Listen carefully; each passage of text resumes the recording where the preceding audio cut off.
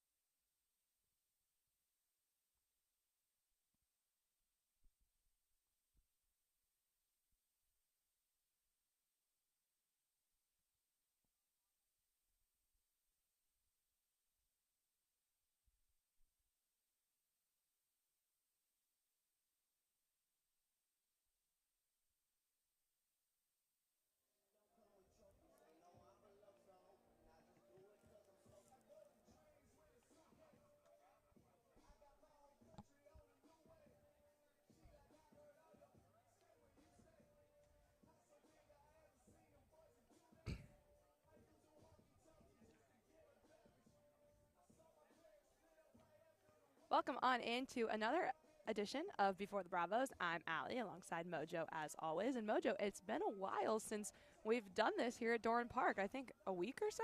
Yeah, it's been a while. It's great to be back here. Just the camaraderie with everyone around here, down in the dugout and, of course, up in the press box with all the extra interns and people we get over here. I definitely prefer the home games in general. I think it's a more comfortable, more fun atmosphere, even though it is also fun to travel around and go to all the other ballparks. There's nothing quite like home in Bourne. Definitely true. Meanwhile, the Bravos looking to get back on a win streak, a dominant performance at Lowell Park a couple nights ago before the off day. 14-3 victory against Cotuit, the best team in the league. Just such a great momentum shift for the Braves, who were struggling last week. Yeah, that was a lot of fun, and it seemed like the players really enjoyed it, and Landers, and yeah, I think that was really definitely a big confidence boost for those guys, because they've been struggling. There's definitely been some frustration coming out on the short side of some really close losses, but to have a big breakout like that, and that's exactly what I said I wanted to see before the game, just a really big offensive breakout like they had the last time in Cotuit, and they got exactly that with 14 runs and a game that was shortened to 7 innings. But yeah, everyone just had such a smile on their face, and they used the off day to run some things with approaches, especially Sam Peterson and Garrett Michelle, who both went deep in that game, back to back. Bourne has the fewest homers in the league, but it was nice to see some power there. Totally. Meanwhile, a great opportunity against the Firebirds. The night before, Bourne had that dominant win over Katuitt. The Firebirds actually got a walk-off win over them. I believe it was a walk-off walk, which is something we've seen from the Braves this season already. Meanwhile, Bourne behind in this series 2-1. They've beaten Orleans one time, and that was here at Dorn Park. So a real opportunity today. Yeah, definitely. It's been kind of a tight race there in the West, with the West being a stronger division than the East. But yeah, Bourne's right in the middle of it. So we'll see what they can do. On the bump for the Bravos will be Bryce Cunningham. He told me he pitches on Wednesdays, and it's Wednesday, so we'll be seeing him. He was just named a CCBL All-Star for the second summer in a row. Obviously, he played here with Bourne, won a championship last year, and Bryce has been very good on the bump this summer. Yeah, definitely. I think he's kind of putting things together. I think there's still work to be done in terms of consistency of some of the things. Like sometimes it feels like he has his best stuff and not necessarily his best command. There are other times where maybe he doesn't have his best stuff, but he does have really sharp command. And I think in glimpses he's kind of brought those things together, and hopefully he can do that with even more consistency, because he had kind of a rough year for Vanderbilt. The numbers weren't super pretty over there, but he's getting a chance to work on things here in summer ball, and I think he's definitely showing some progression. Yeah, he's got 20 Ks, just 5 walks on the season, so pretty strong ratio there. Meanwhile, hitting-wise for the Braves, I am a big fan of this lineup top to bottom. Yeah, definitely. I mean, you've got a guy with a 400 OBP in the 9-hole. Definitely not bad. Yeah, you've got Foster back in there at DH. Kind of been mixed between him and Contradas, either playing third or DHing, but also defensively. I mean, you've got Vastine and JKG up the middle, two of the best defenders, I think, in the whole league. And then you've got Eblin, another really strong defender, over at the hot corner. And then you've got Bender over at first, who's shown some nice picks. I mean, especially up the middle, that is just such a dominant defense. To get it up the middle or through the left side, you're really going to have to hit it hard and hit it well. I don't think too many ground balls are going to be finding holes past those guys.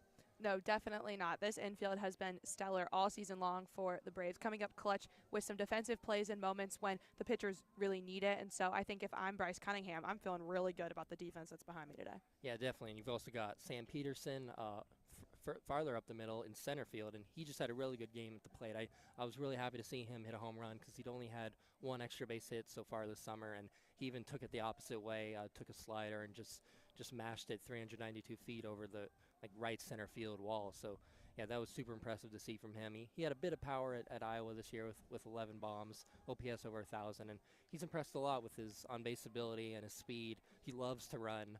He said he's coming for Derek Bender's steal titles, which he currently holds the lead with also 0 caught stealings. Yeah. And, Peterson was kind of saying that Bender's just a really high IQ base runner, but Peterson himself is one of the fastest runners on this team, and he steals, or at least tries to steal, pretty much every time he's on base. It's definitely something he takes a lot of pride in, something he's trying to work on to bring back to school. There's an experimental aspect to everything these guys do, because they're trying to improve their game that they can bring back to school. So that's kind of what Peterson's trying to do in the bases, and he even stole home in a double steal with Garrett Michelle. I was going to say, they had a little moment there. After they went back-to-back, they managed to do a little, fake-out play and steal home and put another run on the board. And also, you mentioned the running. If there's one thing about these Bravos, it's that they're going to run. I think from what I've noticed when I'm down on the field, the two guys who come back to the dugout the dirtiest are always Sam Peterson and Bryce Eblin. Yeah, and I think you can maybe add Jonathan Vastine to that list. He seems to He keeps it cleaner, though. Really? There's something about the way that especially Bryce Eblin is always head-to-toe dirt. He just, Yeah. I think he likes the drama on the base path, I will say. He dives when he doesn't necessarily need to. But, yeah, a lot of talent in this Braves lineup today. We've got Vastine batting first. You mentioned him. I like him as a leadoff hitter a lot. One of the only Bravos to hit a homer here at Dorn Park this season, which has been very hard to do. This is a big field. Yeah, and it's tough in summer ball just in general with the wood bats, and I feel like there's a lot of big parks around the league, and yeah, it's tough to hit a home run. I think that's one of the biggest things, is that the power numbers overall haven't been quite to where some of these guys are used to with metal bats. Like Bodine, for instance, has been spectacular getting on base almost half the time. I've love what I've seen from him, but he still hasn't really found that power stroke with the wood bat. So hopefully that's something, now that we're pretty deep into the season, they're getting pretty used to the wood bats, they can start to improve on a little bit, because we showed how much that can help last time. They scored 14 runs in a game that was sort of ignited by back-to-back homers. So hitting homers really helps in terms of scoring runs, and that's something they were struggling to do in the prior few games. Well, we'll see if the Bravos can put up some more runs today against the Firebirds, looking to even the regular season series with Orleans at 2 apiece. When we come back, Matt and Cam on the call. Batting 8, the designated hitter from Liberty University, number 21.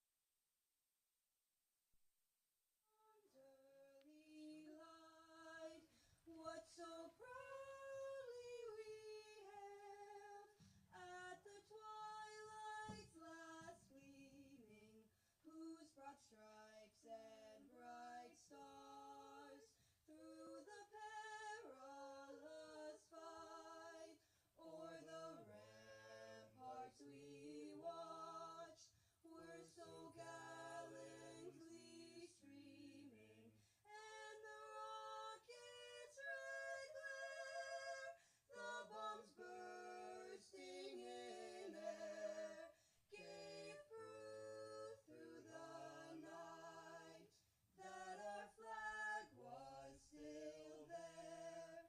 Oh, say does that star-spangled banner yet wave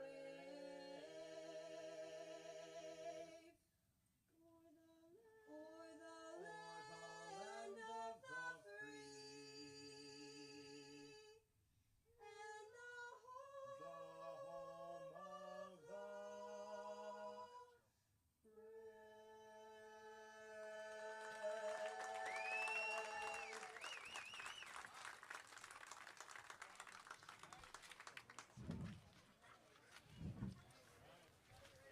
Fans, please welcome to Dorn Park tonight, Commercial Electrical Solutions, who is one of our Grand Slam sponsors this season. Throwing out the first pitch is Dan Black with CES, who is also an alumni of Upper Cape Tech.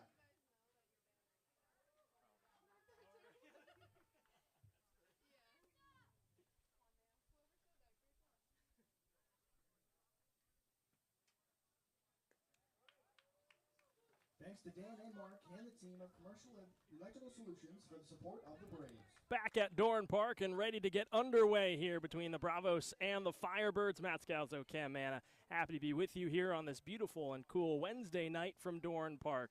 Cam, we look at this matchup, and there's huge implications on the line, not only in the East standings for Orleans, but also the West with Bourne trying to fight back against Hyannis, who's one of the hottest teams and has catapulted themselves into second place. Yeah, Bourne right now being 2.5 back from Hyannis and 5.5 overall from Kitsuit right now. So when you look at the playoff format and if things kind of shaked out to start today, Hyannis and Bourne would be playing in that first round of the West playoffs. And, Bourne just wants to keep winning baseball games and kind of more of a home field advantage per se in a 3-game series right now. But they've kind of let Hyannis catch up and seal their spot in that 2 spot. So Bourne looking to get hot, back at a win streak, and control second place. In this matchup here, you got Bryce Cunningham on the mound, and here is the order for Orleans that he will be facing off with tonight. The right-hander out of Vanderbilt making his 4th start on the summer and comes in with a very hot ERA below 2. And the order he'll face is Joe Oyama batting first, playing at second. Drew Farrow, a late addition, he's batting second, playing at short. Jack Penny's at third, batting third. Matt Hallback is the first baseman batting cleanup. Eddie Micheletti bats 5th, playing in left field. Colin Tufts in right, batting 6th. Henry Hunter's the catcher, batting 7th. He had the big home run against these two teams last week at Eldridge Park. Brandon Stallman is the DH tonight for Orleans, batting 8th, and then rounding things out is Jake Casey playing in center field. They'll be facing Bryce Cunningham, as I said, 4th start, ERA below 2 at 1.84 so far through 14 2/3 innings of works, 20 strikeouts to 5 walks. That's the big one. He's only allowed 7 runs. 3 of them have been earned. Cam touched on his last start against Chatham when he went 6 innings, gave up 3 runs, but all of them just came in one inning, 7 strikeouts, no walks. It was a great start for the right-hander out of Vanderbilt. We're about set to get underway here from Dorn Park. Born in the alternate blue tops with white pants and the blue caps with red brims, Orleans in their road black uniforms with red shoulders. Cunningham set on the mound. The lefty and Oyama digs in. First pitch. We are underway. It's a fastball outside. First pitch coming at 6:03 p.m. local time, 81 degrees and sunny. Slight cloud cover as well. 1-0 is low. It's 2-0.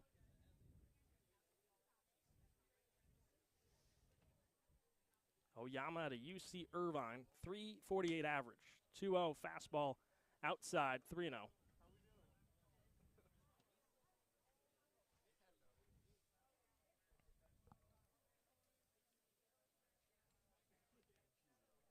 From Cunningham.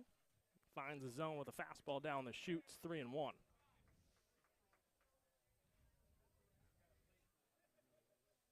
No home runs, 8 RBIs for Oyama. The 3-1 turns and drives one down the right field line. He'll hook it foul. The count runs full. Here to Joe Oyama to lead things off for Orleans.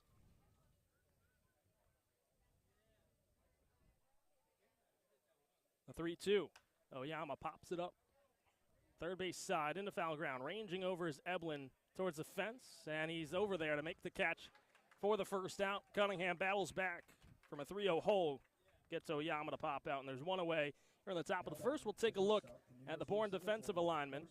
Out in center field is Sam Peterson. He's flanked in right by Kendall Diggs and then left by Pete Chufretta. Around the infield from first to third, it's Derek Bender at first, Josh Kuroda-Growers at second, Bastine's at short, and Bryce Eblin's at third. First pitch swing and lining into left field for a base hit for Drew Farreau, the late addition into the order, and he's got the first hit of the night here against Bryce Cunningham. And Matt, you mentioned it, Farreau, that new addition for Orleans. Justin Rubin was in that 2 spot, and Rubin's been stellar so far. He's been leading this team in average, batting .371 in his 10 games, and had a home run in his last time out against Catuit, but came out of the lineup, said he was banged up, but Farreau showing there why he's in that 2 spot.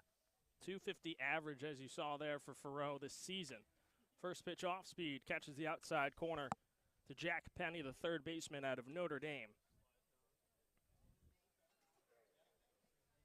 As I was saying, Eblin's at third, and the battery mate for Cunningham is Caden Bodine. 0-1. Fastball low and away, 1-1.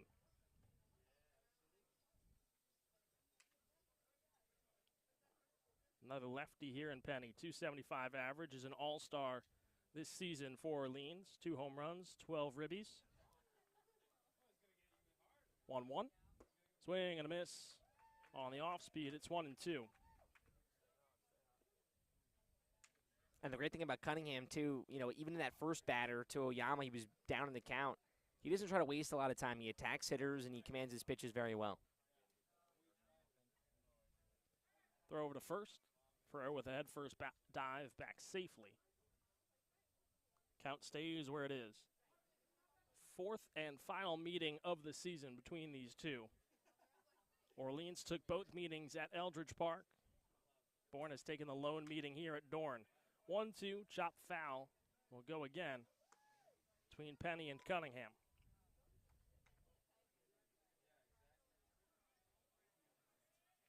.4-2 final last week at Eldridge Park in favor of Orleans. The win here at Dorn for Bourne was a 6-5 win. 4 runs in the bottom of the 8th propelled Bourne to a comeback. 1-2, Penny jammed inside. He pops it up out of play. And they've all been close games, and that one here at Dorn Park, a lot more offense involved, but Matt talked about that last one at Eldred Park. It was the pitching for both sides. It was a duel of just more of the timely hits for this Orleans offense, and that's what they kind of propel on, pitching and timely hitting. 1-2. Penny grounds this one on the right side of the infield, and it finds a gap into right field.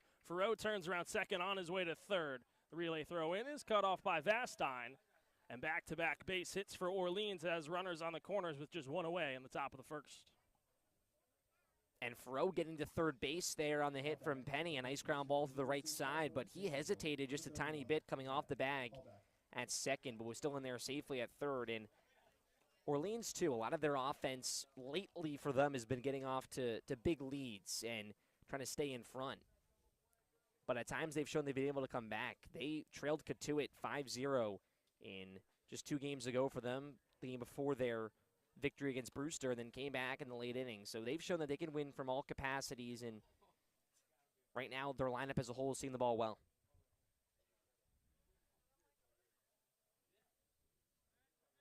Brings up Matt Hallback out of UC San Diego.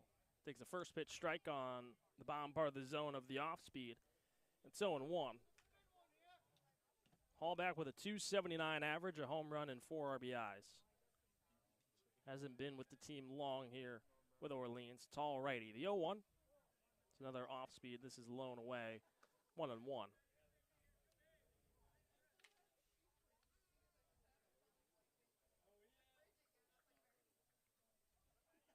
And in that first meeting here at Dorn Park, Orleans struck first with a pair in the top of the first.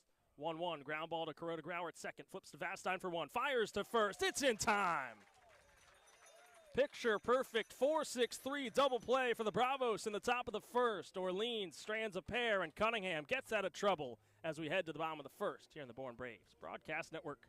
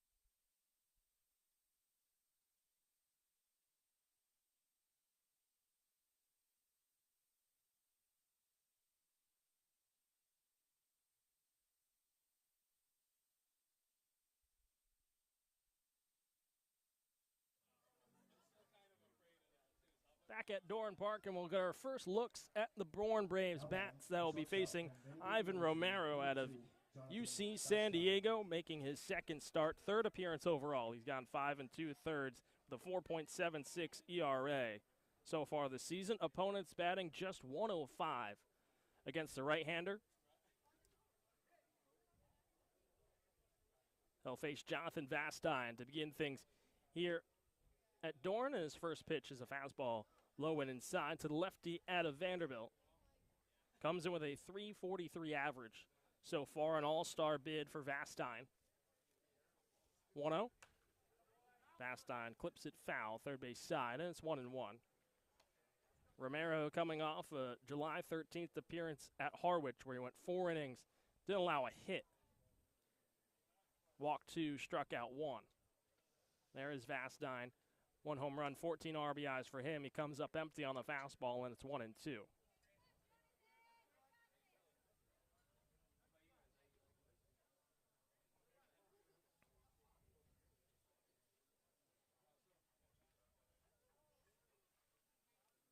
A 1-2 from Romero. Swing and a miss.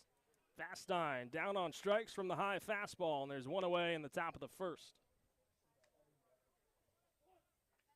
Now batting, the third baseman from Brings University up of Bryce Alabama, Eblin, number 9. and then Bryce Derek Eblin. Bender will follow the rest of the Bourne order. Sees Caden Bodine batting cleanup. Sam Peterson's batting 5th. Diggs is batting 6th. Josh Kuroda-Grauer bats 7th. Cam Foster's the DH batting 8th, and rounding things out will be Pete Chufreda, who's in left. First pitch to Eblin, fastball on the outside corner, catches just a piece. It's 0-1.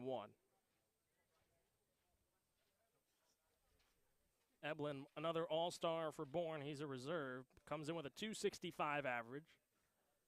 0-1. Eblin line shot up the middle and into center field for a base hit. Bryce Eblin continues to hit well, and in his last appearance, well, we saw him on the mound against Katuitt. Drew some comparisons to a notable MLB star. Bender. I said on the broadcast was looking like Shohei Ohtani, and I mean, it's clear they're both notable two-way players, and I think Bryce gets the nod. Well, those are all facts. So, that's not made up stuff. It's all true. Yeah, it's all true. I think when you look at those stats, I'd give Bryce the nod. He is a champion. Something that Otani's not, done yet with his short career. But for Eblin, it's been shorter, and an all-star as well. He was going 90 miles per hour. He was pumping it. He said in his past he was a two-way player. I haven't mentioned to him yet that I compared him to Ohtani, but I think now we'll have to, as the 0-1 to Bender, fastball in the outer half, catches a piece. It's 0-2. And Eblin's starting to catch a little fire here for Bourne. Now on a little bit of a hitting streak for himself. Bender, meanwhile, comes in second in the team in average at .373. 3 home runs, 18 RBIs for the right-hander out of Coastal Carolina. The 0-2. He slaps it foul, first base side. Some oohs and ahs from the crowd. We couldn't see that side, but hopefully everyone over there is all right.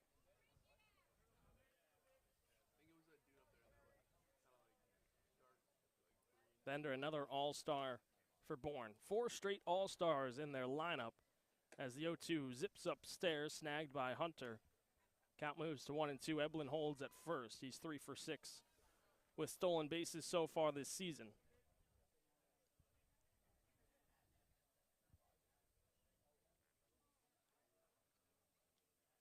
Middle infield pinching of Joe Oyama and Drew Farreau for Orleans.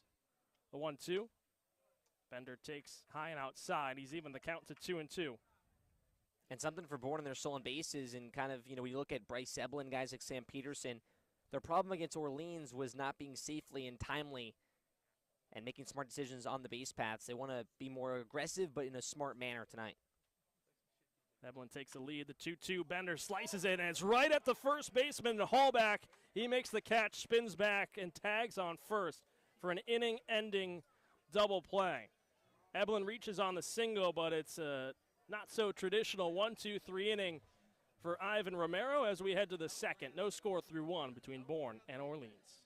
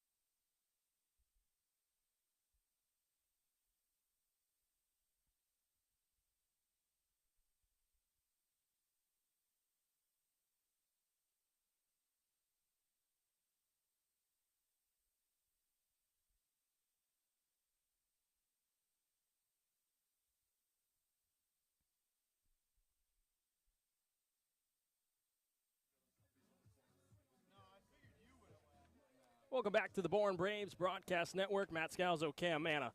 Reminder that tonight's broadcast brought to you by Cape Cod Orthopedics and Sports Medicine, a proud sponsor of the Born Braves. Cape Cod Orthopedics, Sports Medicine, and Physical Therapy is the region's largest and most experienced orthopedic group, accepting new patients at our Sandwich and Hyannis clinics. We're into the top of the second, and it's no score through one. Couple runners on for both sides, couple hits for Orleans, a base hit for Bryce Eblin for Bourne, but both innings ending in double plays as Bryce Cunningham sets back to work. First pitch catches the outside corner to Eddie Micheletti. He'll be followed by Colin Tuft and Henry Hunter here in the top of the second. 0-1. Fastball poked straight back, and it's 0-2.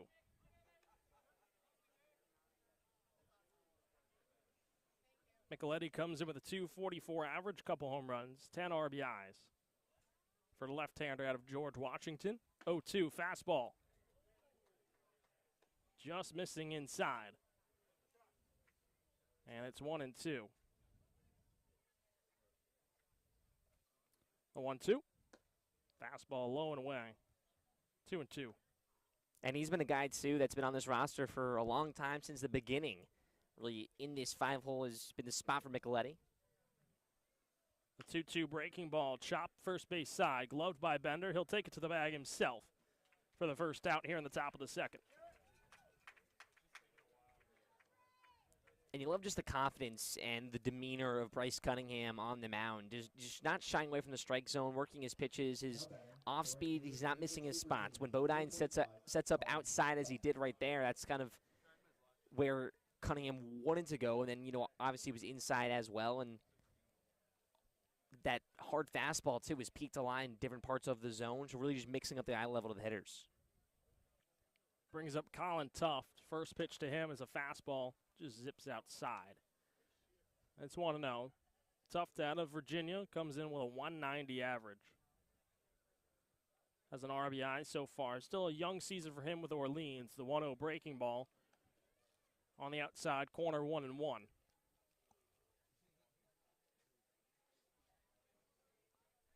Just the 9th game for Tuft this season on the Cape. 1-1. Swing and a miss. Drops to a knee, and it's 1-2.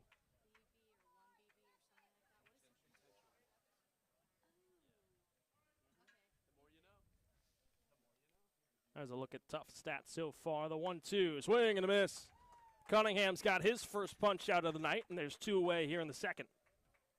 And that's it right there. You go 79 low and outside of the righty, and then 92 miles per hour up and away painted. That's just, the miles per hour change, but also the movement and really making the hitter in tough guess there with 2 strikes. He sees the off speed, and then, you just go upstairs with a heater. Great job by Cunningham, and Scott Landers with the mix as well to Bodine. Cunningham looking for one more here in the second. First pitch to Henry Hunter is an off speed outside. 1-0. Hunter came up big in their last meeting, but here he hits a ground ball to the right side. Gloved by Corona Grauer, flips to Bender, and that will end the inning. 1-2-3 for Cunningham in the top of the second. We head to the bottom half. Still no score between Bourne and Orleans in the Bourne Braves Broadcast Network.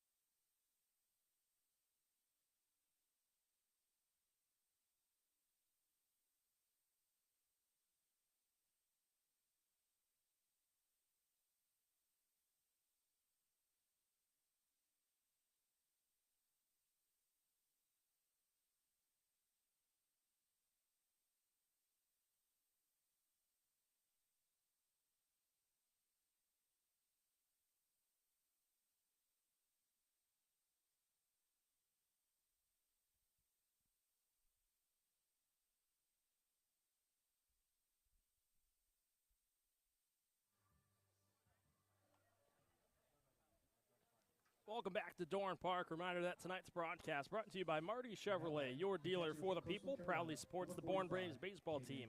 See all our cars and trucks at martychevrolet.com and go Braves. Ivan Romero set to get back on the mound here for his second inning of work. He'll face 4, 5, and 6 in the Bourne order, beginning with the all-star catcher in Caden Bodine. Stands in the lefties batter's box here. First pitch from Romero to Bodine. Fastball low and inside. 1-0. Didn't get a chance to mention the bottom of the first, but we'll take a look at the Orleans defensive alignment in a moment as Romero kicks and deals the 1-0. High and tight. It did not catch a piece of Bodine. He just leans his shoulder out of the way, and it's 2-0. In center field is Jake Casey, joined in left by Eddie Micheletti, and Colin Tuft has his duties in right field. The 2-0. Fastball on the outside corner, 2-1. First and third around the infield has Matt Hallback, Joe Oyama, Drew Farose at short, and Jack Penny's at the hot corner. Battery mate for Romero is Henry Hunter behind the dish. 2-1 to Bodine. Fastball misses upstairs, and it's 3-1. For Bodine, this season comes in with a team-high 379 average. No home runs, but has 15 RBIs. 9 walks to just 10 strikeouts. The 3-0. Make it 10 walks, as that one's high and outside, and Bodine's aboard with a leadoff walk. And once again, good at-bats for Bodine, and really out of anyone in this order for the Braves. We've seen the hitting and the consistency for the Braves offense, but when you look at patience in the batter's box and understanding the zone and timely hitting, that really just goes in favor of Bodine, and that at-bat showing it there, letting Romero come to him and finding his pitches, and a lot of them weren't there, so he walks. That'll bring up Sam Peterson, the right-hander out of Iowa. Takes a first pitch fastball low, and it's 1-0. And we see a major shift on here for the Orleans defense. Joe Oyama, the second baseman, is a couple steps to the left of the second base bag, basically playing up the middle. Splitting the difference between in the 5-6 hole is Drew Farrow, and Penny's creeped up on the infield grass at third. The 1-0 fastball catches the top of the zone, and it's 1-1. And Hallback's holding on to Bodine at first, leaves the entire right side of the infield wide open. And they may see something that we don't, but Peterson's home run against Katuitt was to right center field, so he showed he can hit that way as well. 1-1. He drives this one the other way into right center field. Ranging over is the right fielder Tuft. He's into the gap, and he'll make the catch for the first out. And a little bit lucky there for Orleans. If Peterson's on top of that one a little bit more, he's driving that to right center, right through the right side with no one being there. But works out in the favor of the Firebirds shift, thankfully not coming in the infield, and they're shifting again here as well to Diggs. This time the shift working the other way. Shortstop Farrow is basically pinching up the middle where Oyama would be at second. And the second baseman Oyama has his heels on the outfield grass between first and second. Diggs showing bunt, lays it down the third base side. Hunter slides, picks it up, low throw to first. It's in time. Nice pick by Hallback. There's 2 away here in the bottom of the second. Bodine advances over to second base. But Diggs trying to work around the shift. And that bunt almost gave Diggs like a 99% chance for a base hit, but that 1% was that play from Hunter. Hunter had to get on his knees, slide to grab the ball, and then come up in one motion and make a strong throw. That's a very, very good play from the catcher out of Georgia. Infield back to standard positioning here against Josh Kuroda-Grauer, the right-hander out of Rutgers. Takes the first pitch low for ball 1. Kuroda-Grauer comes in a .233 average so far this season. 4 RBIs for his season. Got off to a slow start, missed time with injuries. But he's been a consistent part of this Bourne order. The 1-0 ripped on the left side of the infield. Backhand stab by Farrow at short. Long throw on to first. Nice pick by Hallback. And it's in time for the third out. Drew Farrow with a great defensive play. Bourne strands Bodine. We head to the third. Still no score between Bourne and Orleans.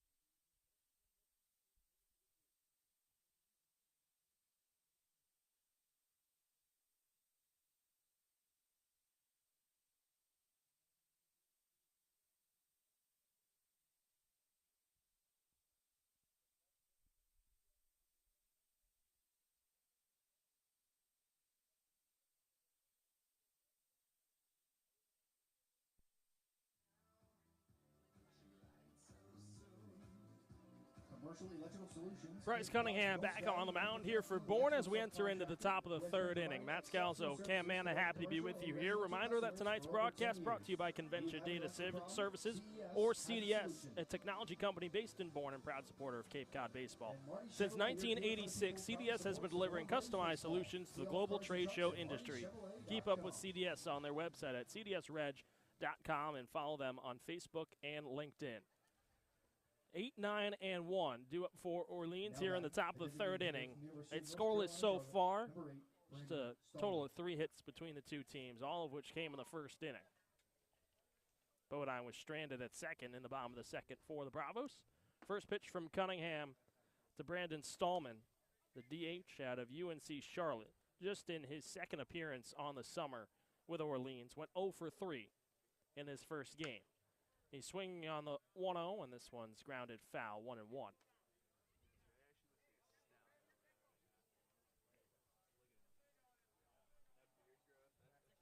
Jake Casey to follow, and then it's back to the top of the order with Joe Oyama.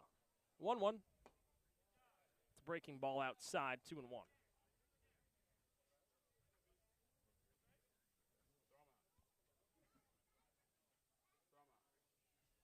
2-1.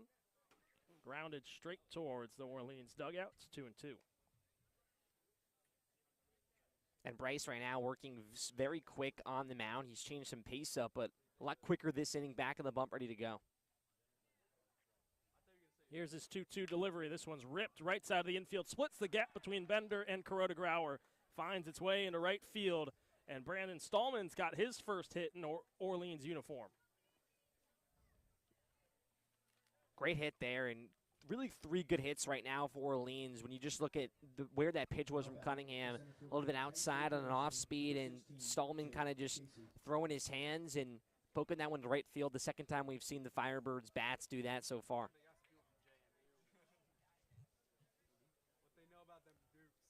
First leadoff base runner for Orleans.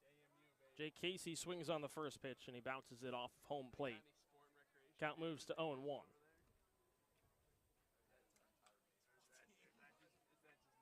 Casey out of Kent State comes in with a 196 average, 3 home runs, 5 RBIs for the 9-hitter. The 0-1. He hits the chopper foul, first base side, gloved by Bender. They'll flip into the Orleans dugout. 0-2 count here. Cunningham looking for a bounce back at bat here against the lefty and Casey. Stallman takes his lead, held onto by Bender. Fastine shading towards second up the middle. 0-2. Casey turns, bloops it down the line into right field. It'll drop in for a base hit. Turning around second on his way to third goes Stallman. He'll slide in and hold there. Casey finds second base. And a soft contact double for Jake Casey. Puts runners on second and third with nobody out in the top of the third for Orleans. Looking to strike first here from Dorn Park.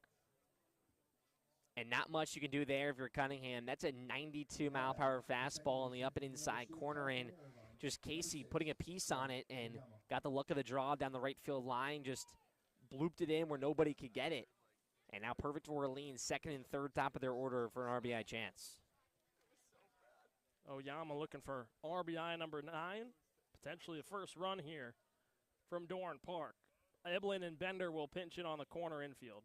Fastine and Kuroda Grauer also a couple steps in closer. 1-0 fastballs upstairs to Oyama. It's 1-0. Oyama has not shied away from bunt opportunities, but he's going to swing away here. The 1-0 looped into left field, and it will be caught by Chufreda. Faking the tag is Stallman and fired back in by the left fielder. There's one away here in the top of the third.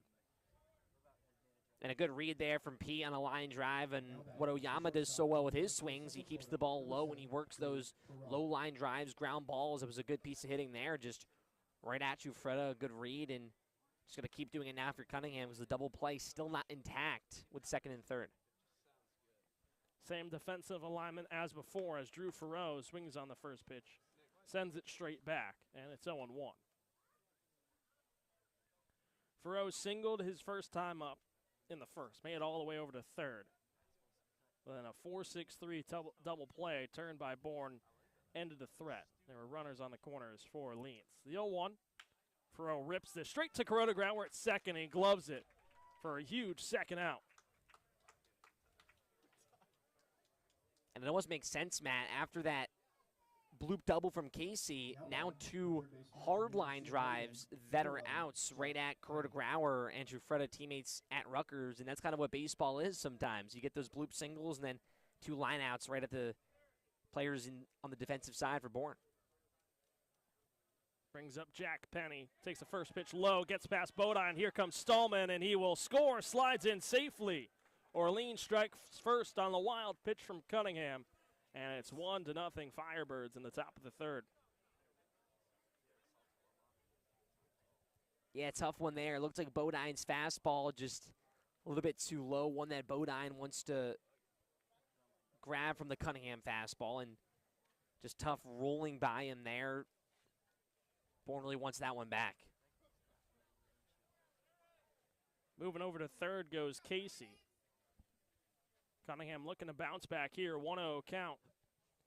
Kicks and deals. This one's popped up. Foul ground third base side. Eblin gives chase, but we'll watch it sail out of play, and it's 1-1 with two away in the top of the third.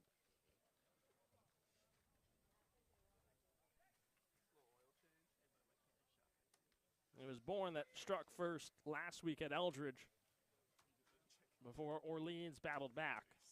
1-1, ground ball up the middle. Right at Vastine, picks it up.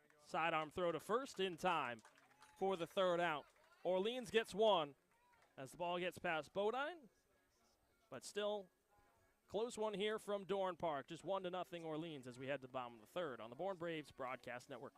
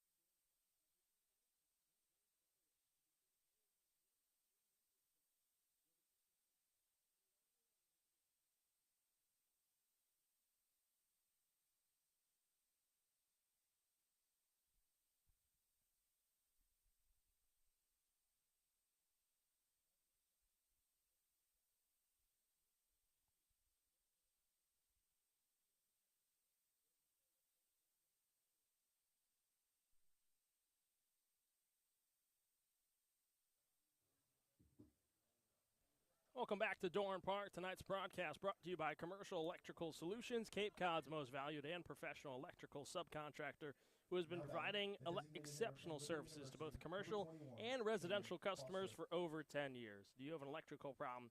CES has the solution. Bourne looking to battle back here in the bottom of the third. Orleans striking first on the pass ball.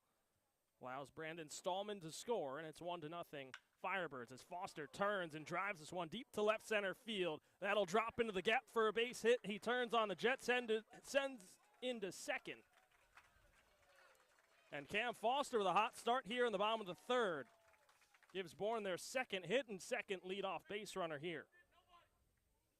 And the fourth double for Foster, and man, that ball was ripped. And we've seen Foster have those kind of swings during batting practice. We've been waiting to see more of those consistent balls be just smoked into the gaps. That one, 103 miles per hour off an 89 mile per hour pitch. You can just see the size on Foster. He just sent that one, almost off the wall in left center. One hopped into the wall, was just out of reach for Casey hustling over from center. Now Pete Giuffreda looking to tie. First pitch high and tight to the left-handed hitter. It's 1-0. Giuffreda struggled as of late. His batting average there has dipped down to 211. Home run and 4 RBIs for him. Is 9 for 10 on stolen bases. Has also worked a considerable amount of walks. The 1-0. This one's clipped foul, and his bat goes flying down the first base side towards the Orleans dugout. Thankfully, no one hit, and it's flipped back to him. Might have been a broken bat. Nope, he just needs to go grab some more pine tar. And I forget which game that was when Bourne threw 2 bats. I think it was maybe Evelyn and Vastine, or Michelle was one of them. Yeah, it was 2 bats that same place. I forget the exact game, but that's not the first time we've seen that for the Braves.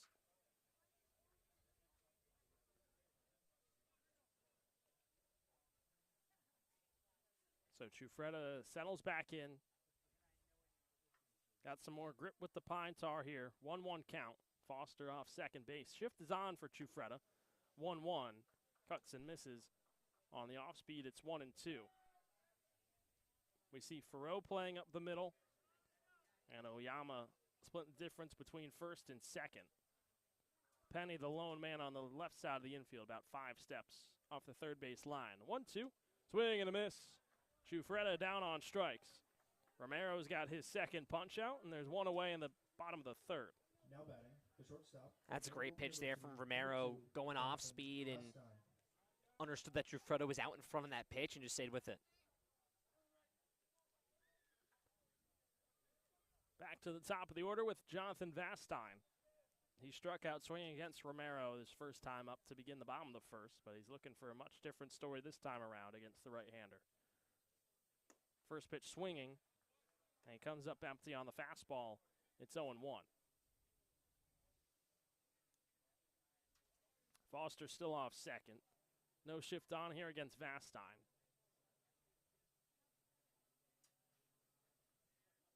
Casey, the center fielder, about 10 to 15 steps towards the left center field gap. 0-1. Vastine, slow roller down the first base side. It's gloved by Romero, and he will not tag out Vastine. Didn't look like he caught a piece of him, but they're going to say that he did. And Vastine disagrees. Now batting, the third baseman. Yeah, and Scott Lander's going to come out. He may talk to John Grasso, the home plate ump, to ask if they can appeal. And it almost seemed like Grasso, the home plate ump, would have the better angle down the line to see the tag. And, I agree with Matt's initial thought on that. It looked like Vastine kind of dodged the tag. Little juke move. And Marvick Gomez and the rest of this umpiring crew, as Cam said, John Grasso behind the plate, and James Fonseca is the third member of the crew. They'll all convene here in front of home plate to discuss. Initial thoughts for me, it looked like, as you said, Cam, Vastine swerved out of the way, a little juke move maybe, got around Romero, and made it to first. And I think that's what it was. And Vastine wasn't outside of the baseline, maybe a very, very small tag. We're going to call him out.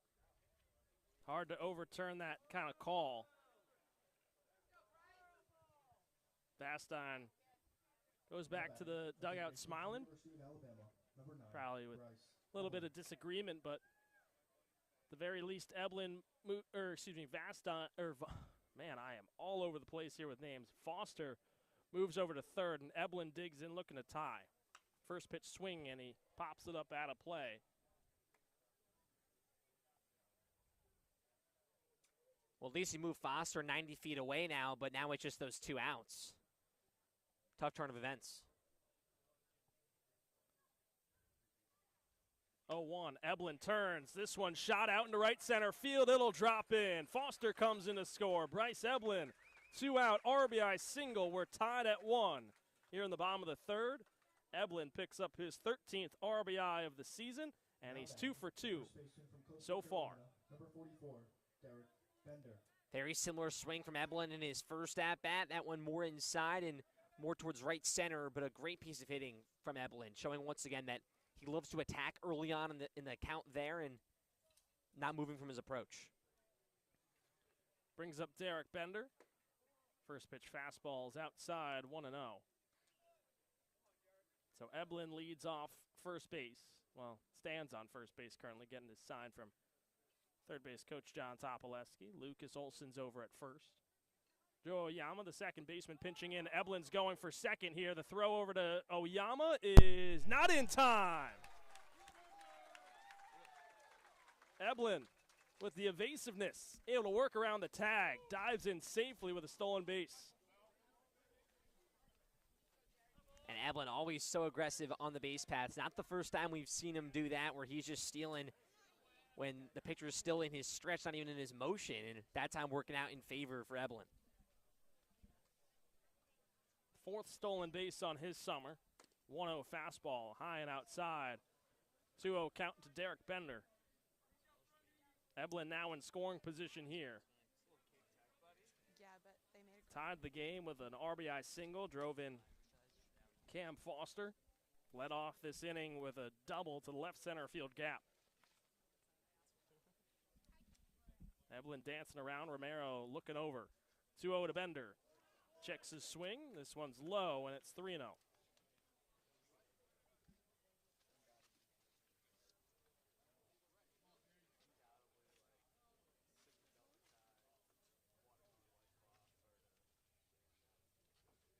Bender's 0 for 1, lined out to the first baseman his first time up. 3-0. He cuts and misses, and his bat goes flying to the backstop. Goes straight into the brick, and he'll head to first as sounded like his bat broke there. Man, twice in one inning. Something in the air here. Everyone's got to have their head on a swivel. He's got a fresh piece of lumber. 3-1 count, 2 outs. Romero leans in. He's got his sign. Eblin's over at second. The 3-1. Bender pops this one up, and it will tail out of play, first base side. Full count. We talked to Eblin pregame, and he's wearing his now his Coastal Carolina cleats that are Steph Curry cleats. Matt and I were having that conversation. First time I saw that Steph Curry, the Under Armour brand, made cleats.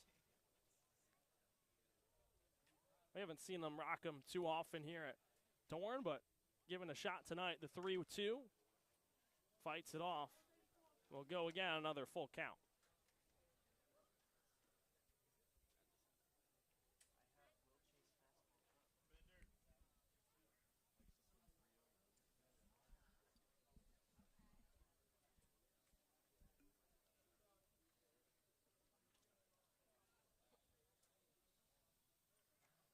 Here's another payoff pitch. Bender, ground ball up the middle, finds its way into center field. Motoring around third, on his way home comes Eblin. He'll score. Derek Bender puts Bourne in front with his 19th RBI of the season. It's 2-1 Bravos.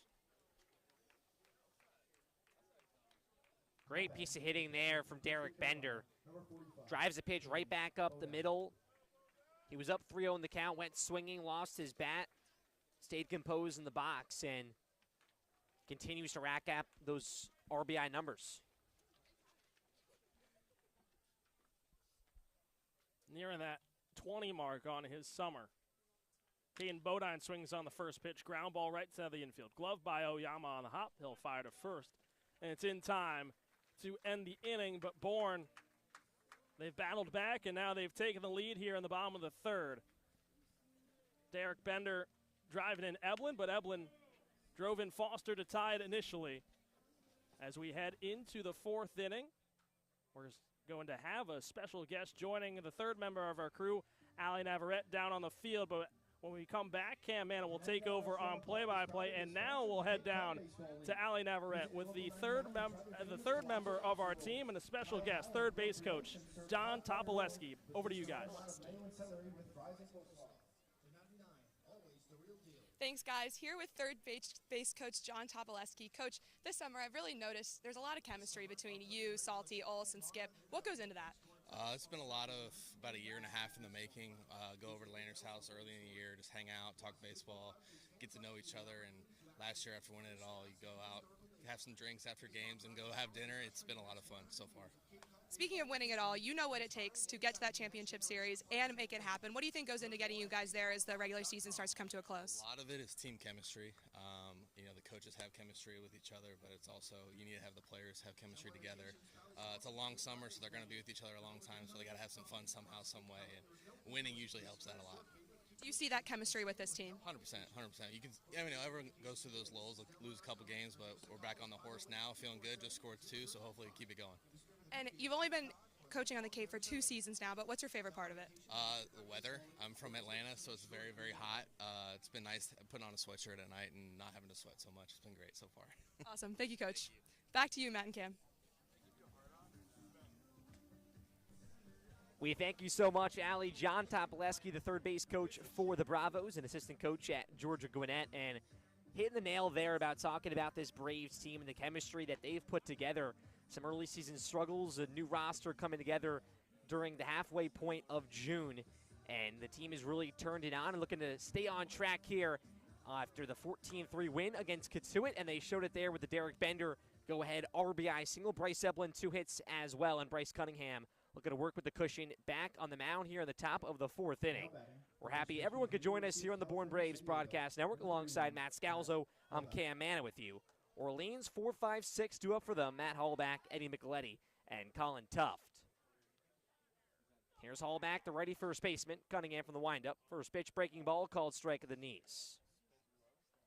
Hallback grounded in that 4-6-3 double play to end the first, where Orleans had 2 runners on early. Cunningham's 0-1 pitch, chopper to shortstop. Vastine can't glove it. Came in and just tried to scoop that one up off the ground into first base is Hallback. He'll reach base for the first time tonight. And Orleans with their second leadoff base runner coming in the 4th inning. We've seen Vastine make plays like that so many times this season, most of them seeming routine, but they're just not able to squeeze it as he went for the scoop. Boots it a little, and he'll pick up the error. Here's the lefty Eddie Micheletti. Back to that off-speed. First pitch is Cunningham. He'll miss. 1-0. Micheletti 0 for 1. A ground out to first back in the second. Has Hallback with a 2-step lead off first base. Middle infield pitching. 1-0 to Micheletti. Fastball up and away. 2-0.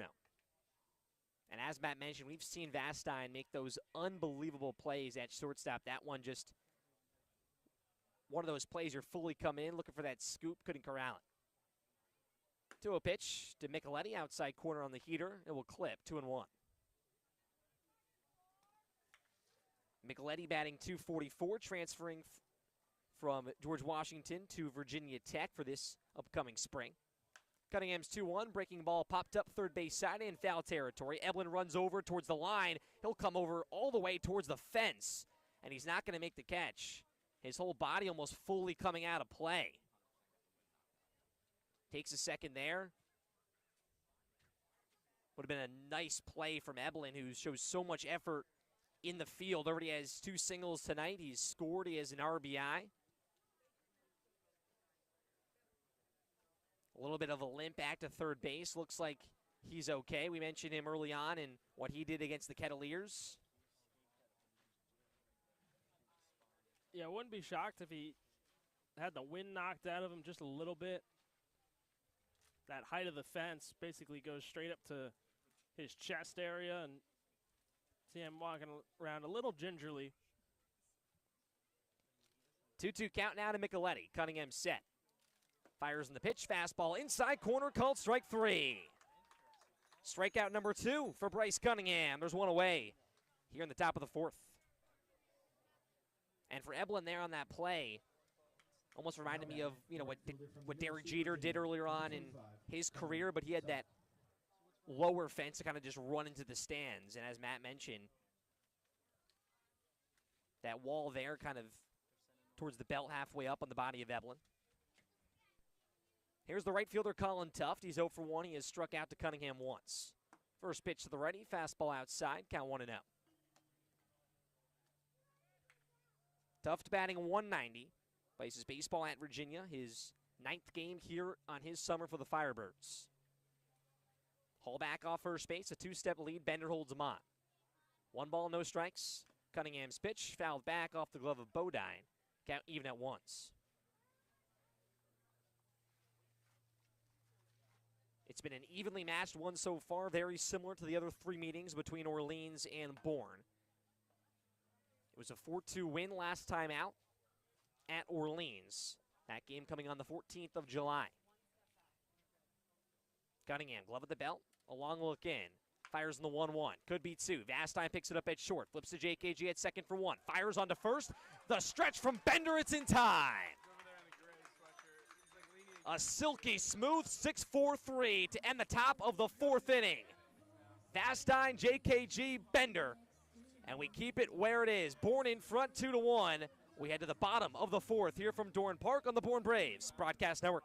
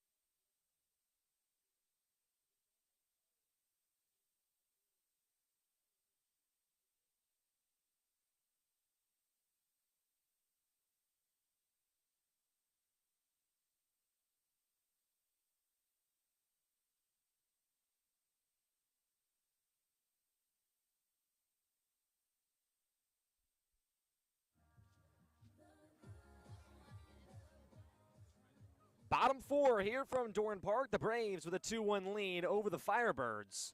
And the Bravos back with the sticks, 5, 6, 7 in their order. Sam Peterson, Kendall Diggs, and Josh Groter-Grauer, who was a part of that beautiful 6-4-3 double play to end the top half of the fourth. There's Ivan Romero back on the bump here to begin the bottom half of the fourth inning. 4 hits allowed so far on the 2 runs. Bourne grabbing those 2 in the bottom half of the third. First pitch here to Peterson, fouled straight back. Peterson back in his Hawkeyes attire with those gold cleats and the Iowa helmet. Had a home run, a 2-run shot against the Kettleers, his first home run this season. That coming before the off day yesterday. 0-1 pitch, Peterson lines one left field down for a base hit. Came into the game batting .300, gets that average back up. And his first hit here tonight for the Bravos and a leadoff base runner. Now batting, the right fielder from the University of Arkansas. Yeah, Sam's really starting to come into his own here. As he said, he had a really strong night at Katuitt. 4 RBIs for him. 2 runs scored, the home run, had a double as well. And his speed, it's one of the best on the team. Really aggressive on the base pads, and it's something he's been working on this summer. The summer's a time for a lot of these players to test things out. He's going first pitch. Kendall Diggs ground ball to second base. Picked up from Oyama. He'll fire to first. Double play not intact with Peterson going first pitch. And before Peterson jolted off for second base, Matt mentioned the stolen bases. 12 for Peterson, 12 for Bender. They're tied at the very moment for first place on the team in that category. So Diggs goes down for the second time tonight. Peterson advances. And here's Josh Groter-Grauer looking to extend for the Bravos. Corners in here for Orleans. First pitch to JKG. It's in the zone, 0-1. Yeah, I wasn't sure if hit and run was on there for Diggs. At the very least, he moves his teammate from a summer ago over another 90 feet last year with the Kingsport Axemen. 0-1 pitch. Breaking ball blocked from Hunter. Keeps it in front. Peterson stays put. JKG not biting. 1 ball, 1 strike. Groter-Grauer batting .232, 4 doubles and 4 RBIs. He's 0 for 1 so far tonight. Oyama, the second baseman, right behind Peterson at the bag at second. 1-1 pitch, fastball up and inside. Groter-Grauer's been all over this order for the Braves in that 7th spot here tonight.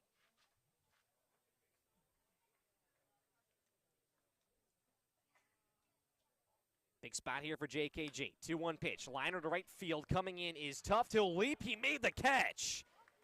Peterson back to second base, robbing Corona Grauer of a one-out hit. And Tuft coming in and just sliding full extension. A stellar play and right for out number 2. Yeah, that ball high and outside to the righty, and Corona Grauer, or on the outer half rather, but really just shoots his hands out, keeps him extended, and you get hard hit balls in that situation. We saw Vastine, the lefty, shoot one over the left field wall for his home run. First pitch to Cam Foster is driven to deep right field. Going back on it is Tuft, but now he'll settle under it right in front of the warning track and make the catch for out number 3. 2 hard hit balls for Corona Grauer and Foster, but Tuft read it like a book in right, and that will end the bottom half of the 4th. 1 hit for the Bravos on no runs. We stay where we are at a 2-1 lead for Bourne here on the Bourne Braves Broadcast Network.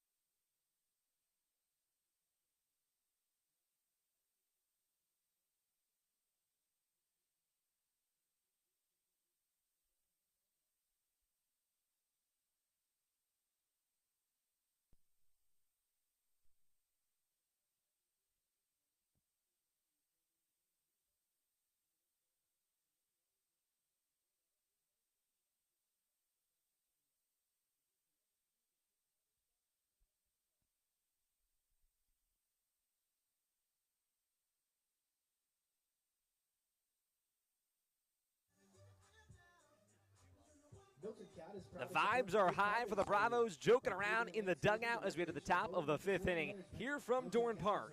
And Bryce Cunningham back on the bump for his 5th inning of work. There's some of the guys, Cam Foster, Gage Harrelson over there as well. Bourne with a 2-1 lead over Orleans. And we thank you so much for joining us here on this Wednesday night from Dorn Park. Alongside Matt Scalzo, I'm Cam Manna with you. Cunningham with a start here tonight after a 6-inning performance against Chatham. That coming a week ago here at home. Only allowed 3 runs. Those came all in the 6th, but he's shown that he can go the distance. And he'll face 7, 8, and 9 in the order here for Orleans. The first man he'll face is Henry Hunter, who had the 2-run home run back on July 12th, last time the 2 teams faced off at Eldridge Park. That broke the scoring for the Firebirds. Hunter transferring to Georgia this upcoming spring. 0 for 1, batting 175 coming into this game. Cunningham set. First pitch, this one low and inside. And Cunningham so far working all his pitches. The off speeds have been in the zone, and he's not worked behind too often to the Orleans hitters. His 1-0 pitch, fastball away. Hunter 4 RBIs, and 2 of them coming against Bourne on that 2-run home run. Has hit for a lot of power of late for the Firebirds. Cunningham, 2-0 pitch, outside, 3-0. Not often we've seen this from Cunningham. Has yet to allow a walk here tonight. Walked none in his last appearance against Chatham. Looking to work back. His 3-0 pitch, fastball down Main Street, 3-1. Yeah, we saw him fall behind against Oyama to begin this game. He battled back, eventually got the out. 3-1 pitch, painted on the outer half. Good job from Bodine. That one 91 on the outer half. Full count. 2 strikeouts so far for Cunningham.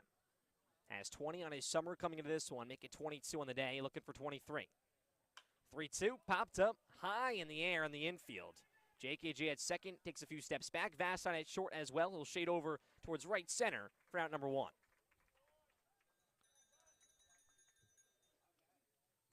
Yeah, and that at bat, almost identical to what happened with Oyama in the first, where Cunningham was down 3-0, got a couple strikes, got the count full, and then forced a pop out. This one to Vastine instead of Eblin. First pitch to Stallman. This one to the backstop. Stallman 1 for 1, picked up his first hit on the summer. Just his second game with Orleans. He scored one of the runs so far for Orleans.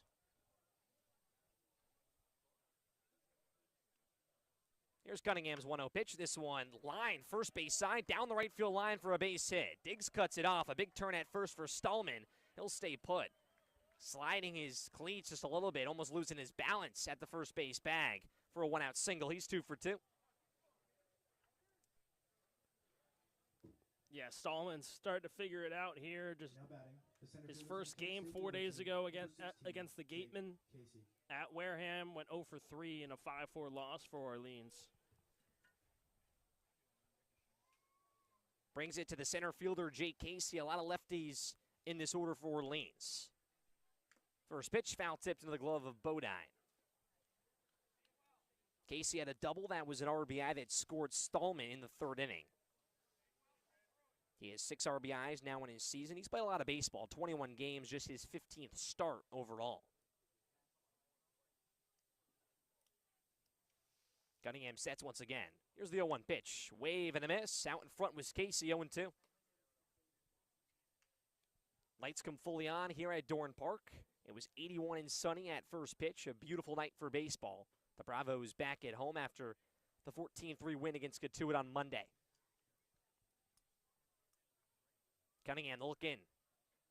0-2 pitch, fastball elevated, not biting, is Casey 1-2. 3 home runs as well for Casey on his summer. Double play intact here for the Bravos. Bender holding on, Stallman at first base. Cunningham's 1-2. This one right at Bender. He grabs it on the line drive, and they'll tag out the runner in Stallman to end the inning. Bender lined out to first base back in the first on a double play action, and he gives Orleans a taste of their medicine right there. Tagging out Stallman on Casey's line out, and it's still 2-1 Bourne. Bottom 5 coming up here from Dorn Park. The Braves back with the sticks on the Bourne Braves Broadcast Network.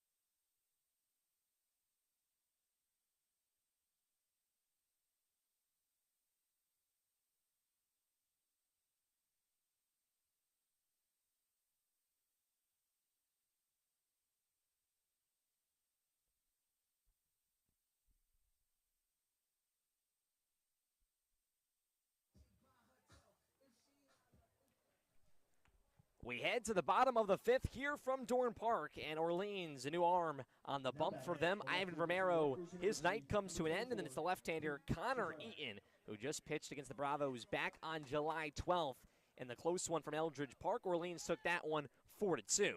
And he'll face 9-1-2 in the Braves order to start. Pete Giuffreda, Jonathan Vastine, and Bryce Eblin. 3 lefties due up, so exactly what Orleans wants.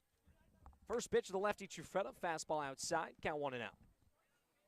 And Eaton, in all likelihood, won't go long here. Probably a situational change here. He only went of a third of an inning at the meeting at Eldridge Park. 1-0 pitch, cut on and miss from Giuffreda, 1-1. And then he was on the mound for that big four-run, bottom of the 8th in the last meeting at Dorn Park that propelled Bourne to the win. Is 1-1 pitch, foul tipped into the glove on the upstairs heater, 1-2.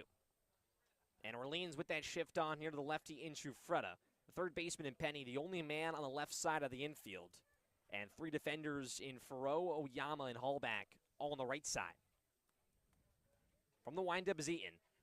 His 1-2 pitch. Fastball up and away. He loses his hat as well. He used everything he had on that heater. 2 balls, 2 strikes.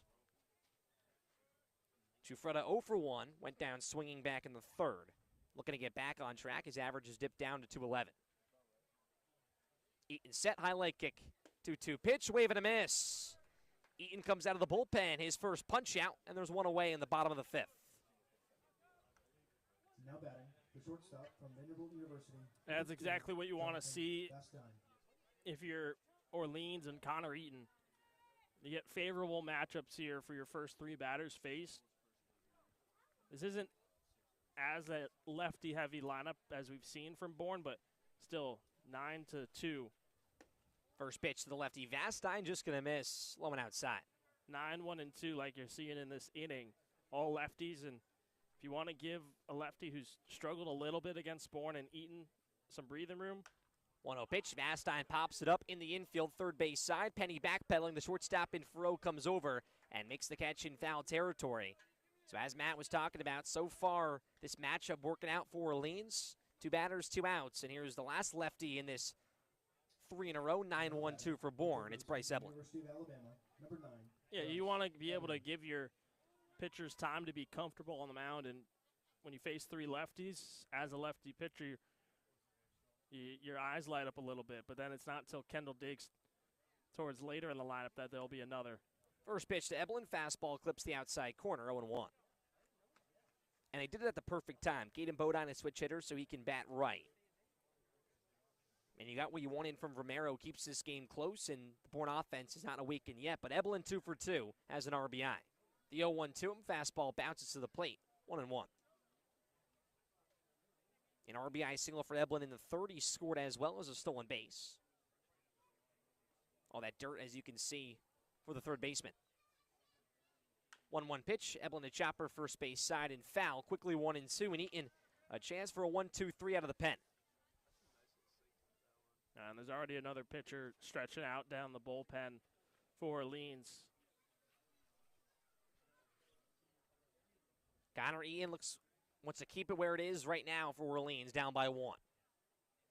His 1-2 pitch comes low and outside, blocked by Hunter. Count even at 2 apiece.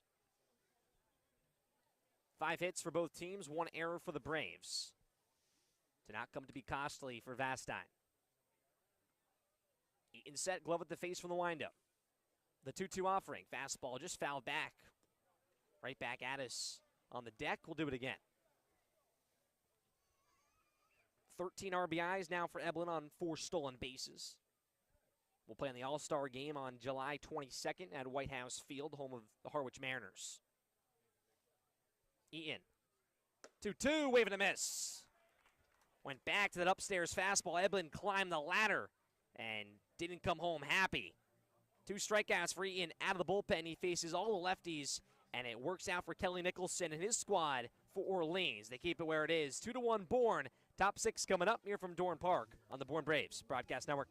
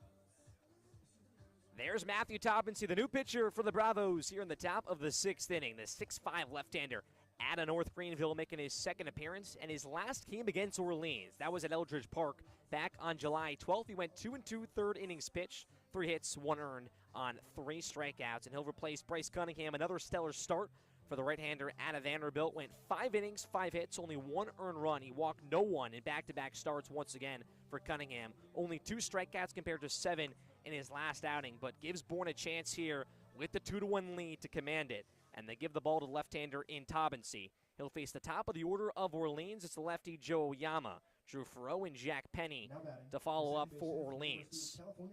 5 hits for both teams, that 1-run lead for the Bravos. And a beautiful night here from Dorn Park. The Braves back at home, looking for 2 wins in a row. The final meeting as well here against Orleans. The Firebirds leading the series 2-1. Here's the all-star Oyama, third baseman at Eblin, creeping in on the grass. Toppensee set his first pitch, fastball low. Oyama 0 for 2 so far, a pop out and a line out. Comes into the game batting .348, 3 triples, 5 doubles. He has that speed in the leadoff spot. Toppensee's 1-0, shows bunt. It's a dribbler down the line. Eblin barehands it, can't pick it up. It will still roll fair. And it's an infield single for Joe Oyama, right on cue with the wheels. He's at first base. I'm surprised with waited this long to see Oyama square around a bunt, and it's a beauty down the third base line. Only play for Eblin is to try and get that bare hand, make the quick throw with Oyama's speed on the bases. Has 4 stolen bases as well. There's Drew Farrow. First pitch, this one driven right back up the middle. Coming in is Peterson. It will drop down in front of him for a base hit. Oyama to second, the second hit of the night for Drew Farrow, who is slated into this lineup about 20 minutes before first pitch. He's 2 for 3. Yeah, confident hitter out of UCF. Has really come into shine. We talked about how it was going to be Rubin in that spot, but the late change for Nicholson and this Orleans staff, and it's paid off here for Farrow. Here's the 3-hitter, Jack Penny. Corners in here for Bourne. Fast on edge, short, holding on the runner in Oyama. Toppensee first pitch, bunt shown, it's pulled back. Fastball low. Penny 1 for 2, singled back in the first. He was a part of that 4-6-3 double play. He was out at second base, but batting .275 has 12 RBIs in his summer. Bender now in as well at first. And Orleans, they love to go small ball. They've shown that in these 3 meetings so far against Bourne. Bunt once again, it's pulled back. Bodine, a snap throw to second base, not going to be in time. Almost took the head off of Oyama. He ducked it as he slid back. A smile from him at second base. Yeah, Bodine staying aggressive. Saw Oyama take that large secondary lead over at short, or over at second, and trying to give the fire back to Vastine. 2-0 count. Toppensee looking to work back. Penny shows bunt. He can't clip it. He showed the whole way. Now 2-1 count. And Toppensee has shown the heat on the elevated fastball. That last meeting against Orleans, it was a back-and-forth game, but Toppensee did his job coming out of the bullpen for his first appearance. Had a very exceptional season at the Division II level. Takes a look at second base. His 2-1 offering. Bunt shown from Penny. He'll offer the whole way. And a strike call just could not put it down once again. Now what Orleans manager Kelly Nicholson ordered up here with no outs in the 6th. Now a 2-2 count. Bender now back at first base. Eblin now creeps back at third.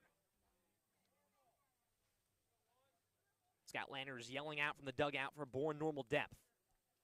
2-2 pitch, breaking ball outside, count now full. That would be great for Bourne. They've had 3 of them so far. It'd be a big spot if they're able to turn 2 potentially. That's something Cunningham did a great job of, was, forcing those ground balls. His strikeout numbers weren't up, but balls in play that he let his defense make plays on. Toppensee's full count pitch, wave and a miss. Works all the way back. His first punch out of the bullpen, and there's 1 away.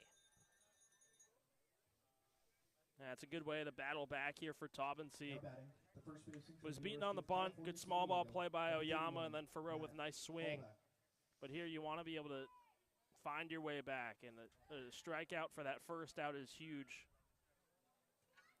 Now you put your defense in a position to make a big play like they've done all night long so far. Here's Matt Hallback. First pitch in there for a strike. And Matt, speaking of that double play, was Hallback in the first who grounded in that 4-6-3. Born in good depth with the middle infield pinching to make that happen with one out. Hallback also reached, led off the fourth with an E6. He sets in the box, Taubensie's 0-1 pitch. Grounder towards shortstop, Vastine shades over. He'll make the play. Fire on to first, Bender with the scoop. He can't corral it. It rolls past him. Oyama is going to score. Advancing to third is Farrell. And going to second as well will be Hallback. Man, just a tough turn of events there for the Bravos. Scott Landers coming out, putting his hands in the air, wondering why Hallback at second base, but the ball trickling out of play. So Hallback advances. Now batting, Second the and left third fielder for for Orleans, and they Wisconsin tie it at 2. University, Number 24, Eddie Micheletti Jr. Yeah, that's a tough play there for Vastine. You know, we've seen the arm strength, and Bender just caught in between on how that ball was going to play. It wasn't going to get there in time. Wasn't going to get there through the air, and it was going to be a tough stretch. So he kind of got stuck on what he wanted to do. And now, if you're Bourne, no force out, you're looking to just make the play. Here's Eddie Micheletti. First pitch in there for a strike. Infield fully in for Bourne. Game tied at 2. And another close one between these two teams. Hallback off second, Farrell off third. The second error for Vastine. No balls, one strike. Taubensee set. Pitch to Micheletti. This one a high drive towards right field. Diggs going back towards the warning track. Now coming all the way towards the wall. He'll make the catch. Runs into the wall. Scoring from third base will be Farrell. Running to third will be Hallback. But it'll be a sac fly for Eddie Micheletti, and the Firebirds take a 3-2 lead. Now batting, the right fielder Yeah, and for University of Micheletti, he got Number 25, all of that Colin one. Tuft. Just coming up short, but he's going to be happy. He's going to get a lot of high fives from his teammates in the dugout. Does his job. Puts his team back in front. Deep part of the ballpark here at Dorn Park, but Diggs makes the play. First pitch here to Colin Tuft. This one outside on the off speed. Tuft 0 for 2 is struck out and grounded into one of those double plays. It's now Hallback on third base, but Orleans 2 runs on the inning. Got some help with a tough play from Vastine. They have a 1-run lead. 1-0 to Tuft. This one fouled in the box. Count even at once. But what Orleans does so well, and it's not a lot of loud hitting and loud runs to come through one half inning. They just pitch well, they stay in striking distance, and they have innings like this that come around and help them when you get to the 8th and 9th inning. Tuft digs back in. Taubensee is 1-1. Tuft shows bunt. He's going to put it back foul. And Orleans looking to catch the Braves off guard with a 2-out bunt. The whole right side of the infield was pushed back. But now Tuft with a 1-2 count. Bunt out of the question. And Taubensee looking to keep it where it is at 3-2 and work out of the jam. That's a smart play. Tuft, hasn't gotten his bat fully going, but was looking to just sneak a run in. 1-2 to Tuft. Inside corner, he got him. Strike 3. 2 strikeouts for Matthew Taubensee. But 2 runs for Orleans here in the top of the 6th. They take the lead here from Dorn Park. It's 3-2. Bottom 6 coming up, and the Braves back with the Lumber here on the Bourne Braves Broadcast Network.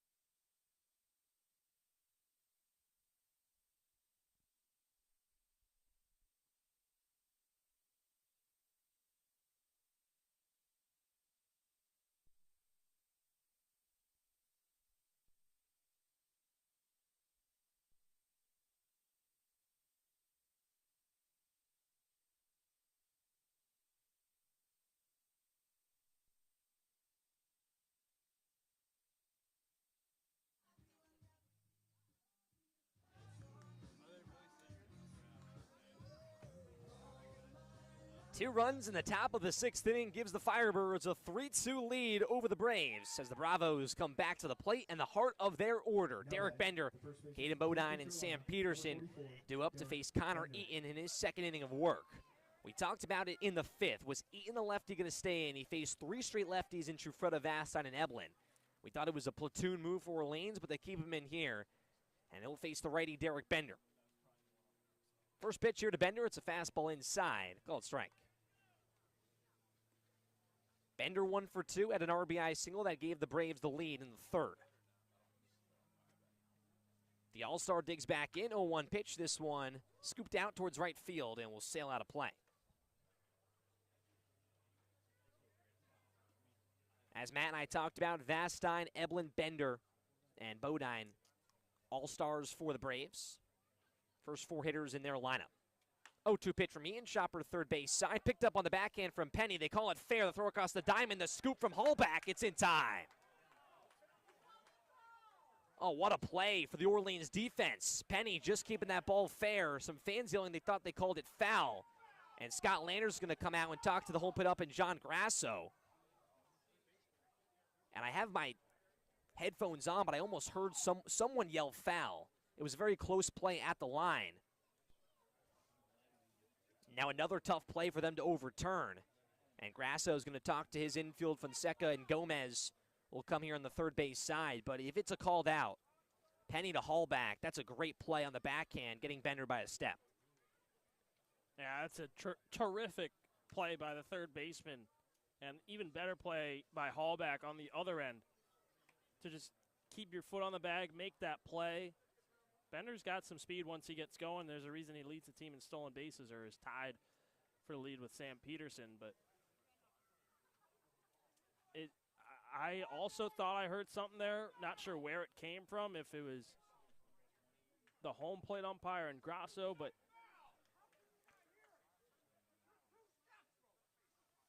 so Scott Lander's exchanging some words here to Grasso behind home plate. Neither side is happy from the umpiring crew to Landers. But Landers arguing that someone yelled foul. Either it was Grasso or Fonseca, the third base umpire. And now some fans yelling. This one getting a little bit aggressive here on the third base side. And Landers wants to be a little bit careful here. He'll walk back towards his dugout. 1 away on the inning. A long 5-3 putout to begin the bottom half of the 6th. There's Caden Bodine, the switch hitter. He'll bat right. First pitch upstairs. But if someone said foul, that calls off the whole entire play. Well, if an umpire says yes, yes. 1-0 pitch, popped foul right side, 1-1. And I think that's what Grasso's arguing, is he's saying he didn't, but Scott's saying he did, and also arguing that it might have gone off of home plate, saying how could you not hear it? You just got to 1-1 pitch inside on the heater, 2-1. Here you just got to, let your anger go and settle back in. Still a long game, just a 1-run game as well for Bourne. Eaton's 2-1 pitch. Bodine just fouling it off. Count it 2 apiece. Tough play there for the Braves, but Orleans making it work. Spectacular play from Penny to Hallback. That stretch Hallback going full extension split. Eaton's 2-2 to Bodine. Popped up first base side. Going to sail out of play towards the fans here on the first base side from Dorn Park. That nice grass area that was just, redone during this offseason for the upcoming summer here from Dorn Park for the Braves. And nice addition for the fans in attendance. Eaton's 2-2, some chin music to Bodine. Count full. Bodine 0 for 1. Walked back in the 2nd to lead off the inning. He was stranded at 2nd, the only base runner. Doing the catching here tonight. Eaton's full count offering. Bodine pops it up. Shallow right field, high in the air, tailing towards the line. Coming in is Tufton right field. He'll slide on his knees. He made the catch and threw it in at the same time. Last second communication from Tuft to his second baseman, Oyama. His second sliding grab of the night. He'll have to clean up those white pants after this one, 2 away. The center fielder from University of Iowa, number 23, Sam Peterson. He's made some nice plays out there so far. Listed as a catcher on the Orleans roster, but He's shown his versatility so far.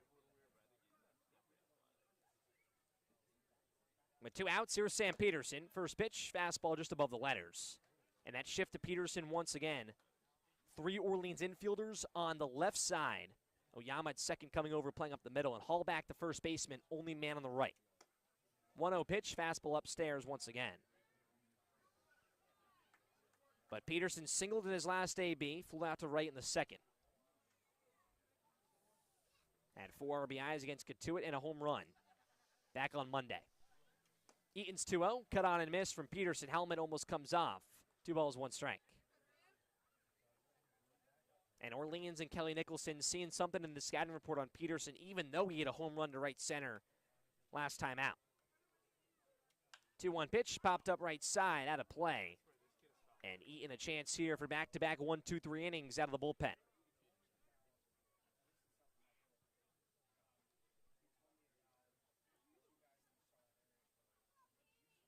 Two strikeouts so far for Eaton, looking for the first of this inning. From the windup, 2-2 to Peterson. Popped up in the infield, high in the air, just straight away towards the mound. Everyone's going to converge in. Penny, the third baseman, he'll make the catch right on the mound for a 1-2-3 inning.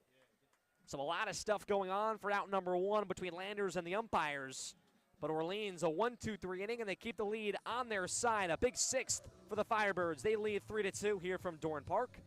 Top 7 coming up. I'll hand play-by-play over to Matt Scalzo. He'll take you home on the Born Braves Broadcast Network.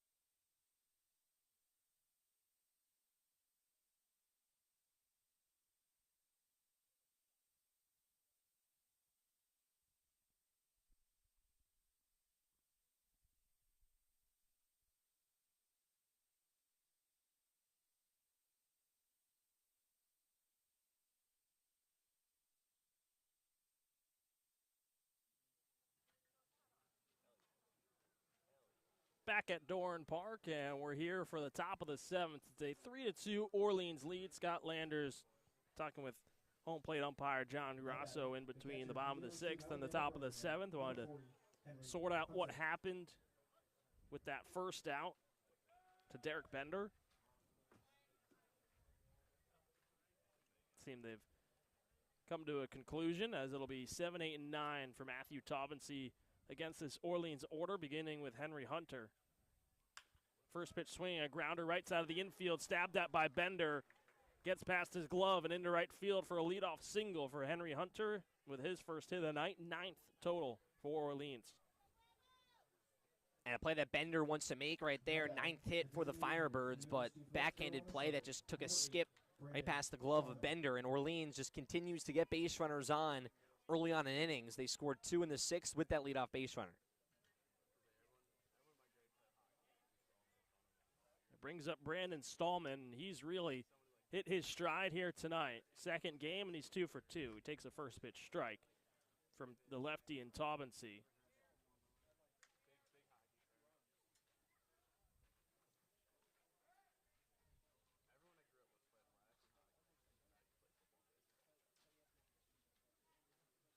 Oh, 1 showing bunt laid down. Taubensee picks it up, fires to first, and it's in time.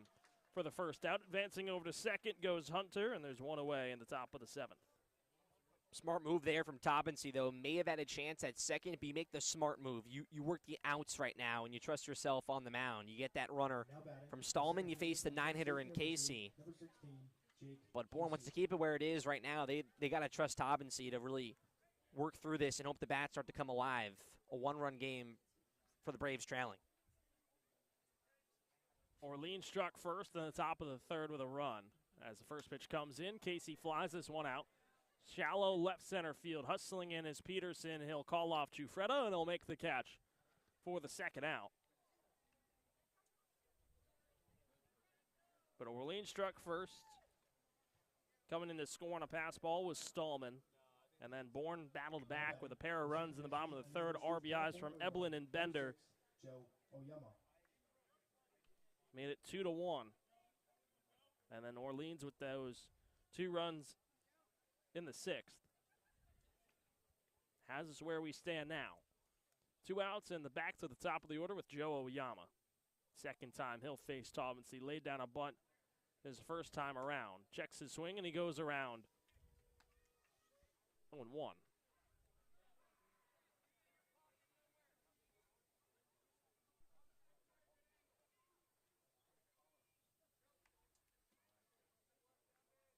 Off second is Hunter. Corners of Eblin and Bender pinching in with 2 outs here on the top of the 7th. 0-1.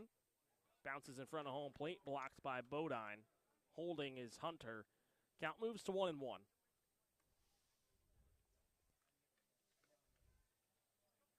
And big for Toppensee, too, just coming into the Braves roster and being asked in 2 games in less than 7 days to pitch against the Firebirds in some really big spots where the offense is trying to get their feet under them overall.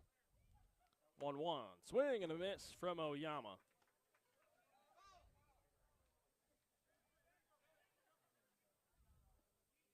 .65", 242. Very big fellow on the bump. Nice off speed there at 84. A 1-2 to Oyama. This one's flown out. Left center field, Peterson giving chase. He settles under it, and he makes the catch on the backhand for the 3rd out. So Toppensee works around the leadoff single from Hunter. Puts the next 3 down. 1-2-3 as we head into the bottom of the 7th. Orleans with a 3-2 lead over Bourne.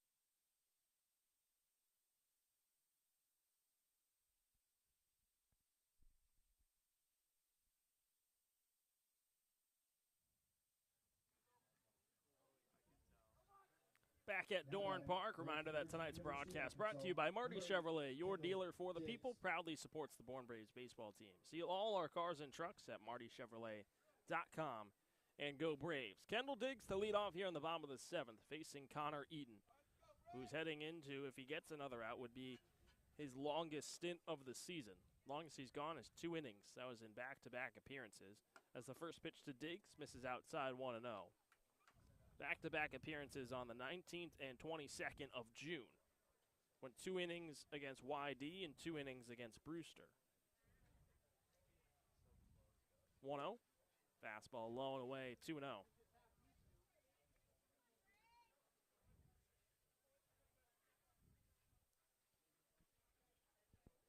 Diggs so far 0 for 2. Couple of ground outs on his night. 2-0. This one's skied and lined deep to left field, and it's over the head of the left fielder, Micheletti. Bounces into the wall. Diggs around first on his way to second. And a hard hit double to lead off the bottom of the 7th here, Kendall Diggs. He's starting to see the ball a lot better, and there, another hard hit double. Now batting. Yeah, you've been waiting for Diggs to kind of get it going. We've seen him get on base a lot. His on-base percentage is right under 500. But that's a hard hit ball for Diggs, the swings that you expect to see from him, and starts off a much-needed bottom of the 7th. Brings up Josh Kuroda-Grauer. He's also 0 for 2, but shows bunt here, lays it down the third base side. Diggs will advance, backhanded by Penny, fires to first to get Kuroda-Grauer. Diggs over at third in the tying run for Bourne, stands 90 feet away as Cam Foster comes up to bat. That's great baseball there from JKG, because now all Foster has to do is put a ball in the air. The infield does come fully in, so a ground ball to the right side that's made a play by Orleans won't be a run, but Foster does a good job getting the ball elevated. You get a ball in the air right now, you tie up this game. Foster's 1 for 2, doubled and scored back in the third. He led off the bottom of the third with a huge double to left center field. First pitch swing, he clips it straight back. Count moves to 0-1.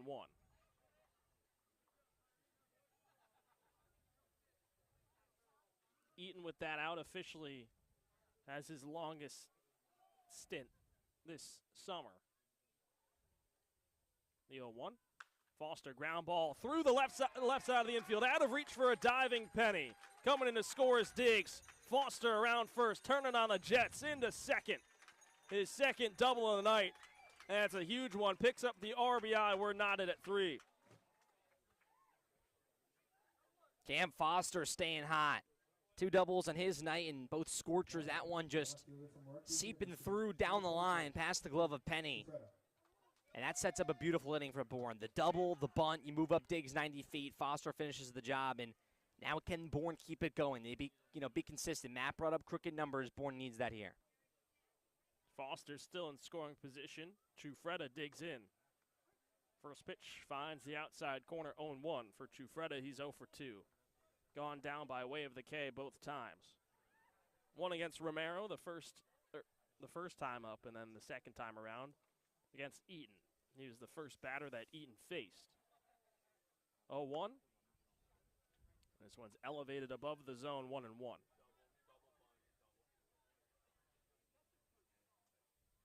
Trufreda looking to come up big. He's hit a little bit of a skid as of late. As we said, entering into today, his average right above 200. Right now he's 0 for 2. 1-1, chop foul. And it's 1-2. And for slumps, it really only takes that one hit right now. And Trufreda looking for that right here. You could break out of just really any slump. And for him, he just wants to see a ball through. Right now would help as well to score Foster. Trufreda hasn't picked up a hit since 2 weeks ago, July 5th against Wareham. 1-2 takes it outside, and it's 2-2.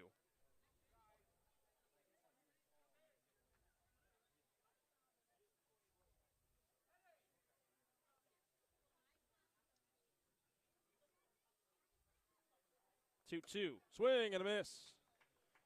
Trufreda comes up empty on the fastball inside. There's 2 away on Eaton's third strikeout of the night. Now batting, the shortstop from Tough swing there for Trufreda, but an even better pitch from Eaton. Fastball up and inside to a lefty. That's a really tough pitch to hit. And outside of that double, from Diggs to Foster, he's done a really good job out of the bullpen. And Orleans just begging for him here to keep it at 3. First pitch to Vastine. Comes up empty on the fastball. Rather a foul tip, but all remains the same. It's 0-1.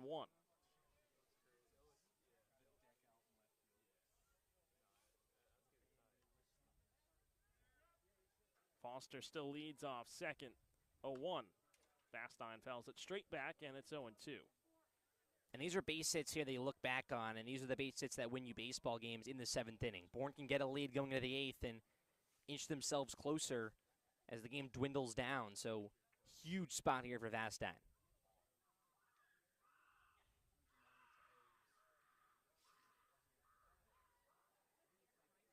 0-2. Fastball just a touch outside. And it's 1-2 to Vastine. He's 0 for 3. Strikeout, ground out, and a pop out for him so far tonight. No shift on the 1-2. Vastine shoots it the other way, and it will fly out of play. Count stays where it is at 1-2. Shift on in the outfield as the center fielder, Casey, is about 10 steps to his right out in the left center field gap. Now he moves over and another few steps. Left fielder Micheletti hugging towards the line in left. Big gap out in right center. 1-2, breaking ball. High and inside. Evens the count to 2-2.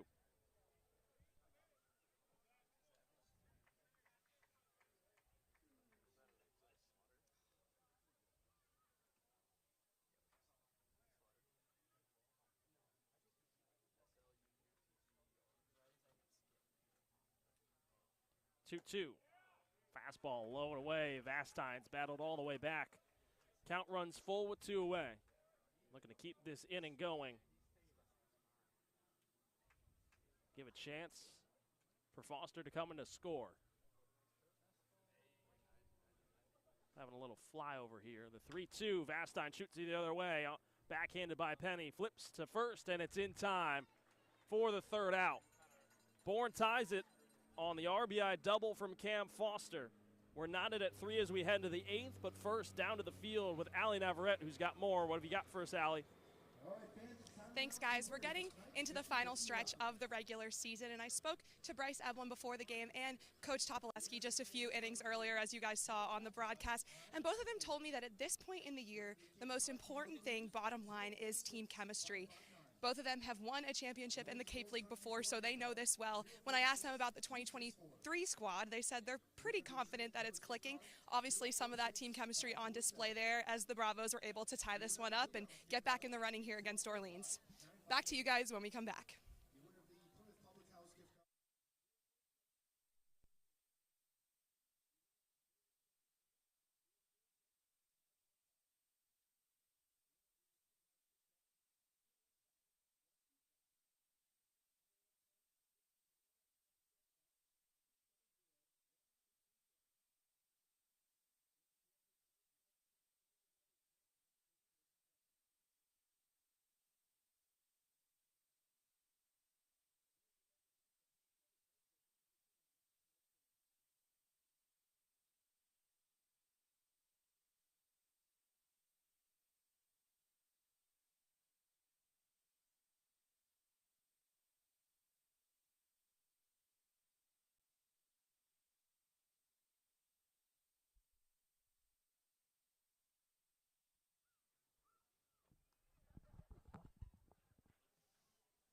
Back at Dorn Park, reminder that tonight's broadcast brought to you by Cape Cod Healthcare, who's proud to be the official healthcare sponsor of the Cape Cod Baseball League. And with 6 convenient urgent care centers across Cape Cod from Falmouth to Orleans, we're ready to treat a wide variety of minor illnesses and injuries so you can get back to your regular scheduled summer plans quickly. Open daily with no appointment needed.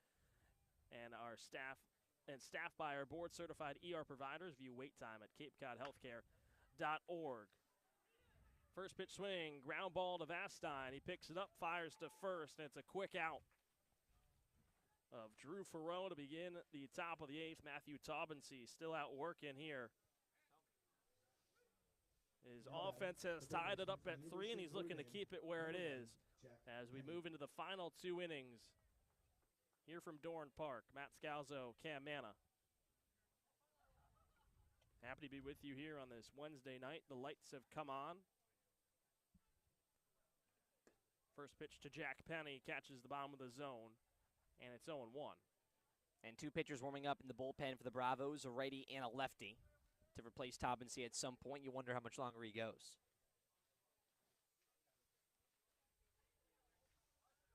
0-1. Breaking ball misses upstairs, and it's 1-1. Looks like Ryan Free as the lefty. I think that's McShane, the righty. 1-1. Penny jammed inside, loops it out towards center field. That'll drop in. Jack Penny with his second hit of the night. A one-out single here in the top of the 8th.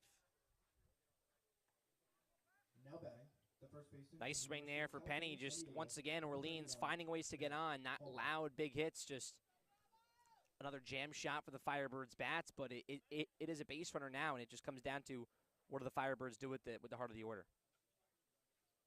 Here's Matt Hallback. Has reached on a couple errors from Vastine. First pitch off speed finds the outside corner, 0-1.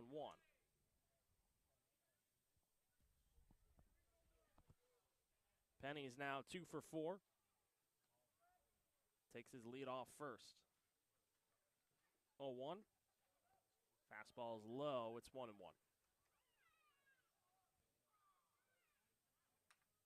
Coretta Grauer at second. Shading closer towards the second base bag in case of a double play to the left side of the infield. Vastine in his standard position, a couple steps in front of the outfield grass. 1-1. This one's low as well. It's 2-1.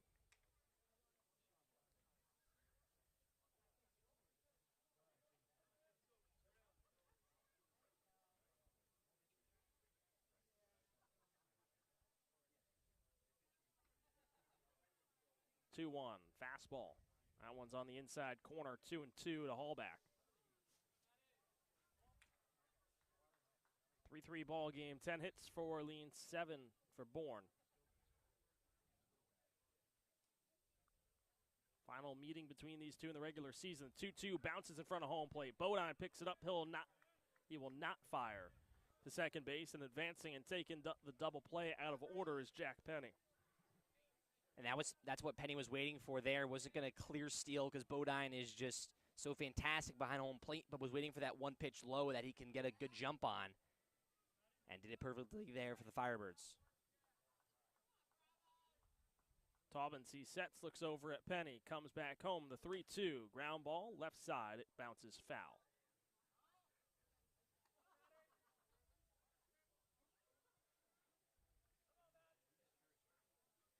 And Bourne's expecting Taubensee and hoping here for him to just get through this 8th inning.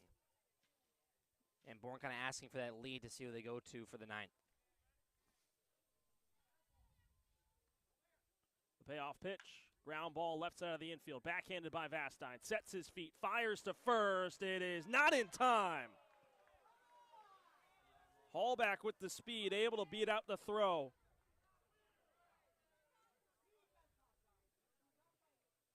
Advancing over to third goes Penny, and the go-ahead run for Orleans, now 90 feet away as the lefty and Eddie Micheletti digs in.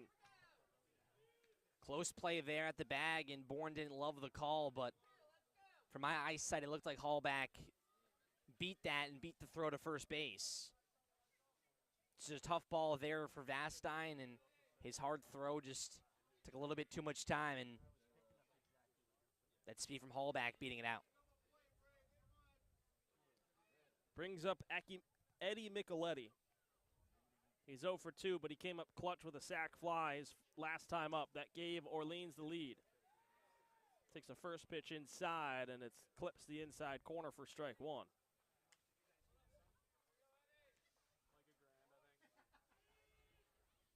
Runners on the corners, 1 out. Evelyn pinched on the infield grass at third. 0-1. Swing and a miss from Micheletti. It's 0-2. Coretta Grauer and Vastine pinching up the middle.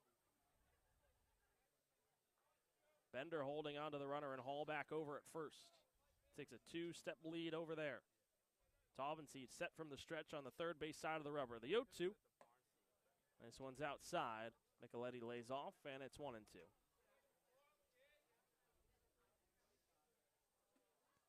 Peterson camped out in straightaway center field. Chufreda and Diggs Flank him on the left and right. 1-2. This one bounced off of home plate. Gets past. Here comes Penny. He'll score. Orleans jumps back on top, as this one takes a weird ricochet in front of home plate. And it's 4-3 Firebirds here in the top of the 8th. And Bourne's so close to working out of it, and Taubensie's been great. Just lost that fastball, spiked it low, and a lot of the hits for Orleans, they haven't really helped themselves. They've just gotten some help from Bourne and some miscues. 2-2 count. Taubency kicks and deals. Micheletti ground ball right side. Gloved by Bender. He'll take it to the bag himself for the second out. Advancing over to third goes Hallback, and there's two away here in the top of the 8th. Nice play there from Bender, and Bourne just really hoping right now. Keep it where it is at 4-3. You have that runner on third, but this is it for Taubensee. Scott Landers points to the bullpen. New arm coming out. Well, it gets you everything you need to know as Taubensee departs, and Orleans jumps back on top. It's 4-3 Firebirds here in the top of the 8th on the Bourne Braves Broadcast Network.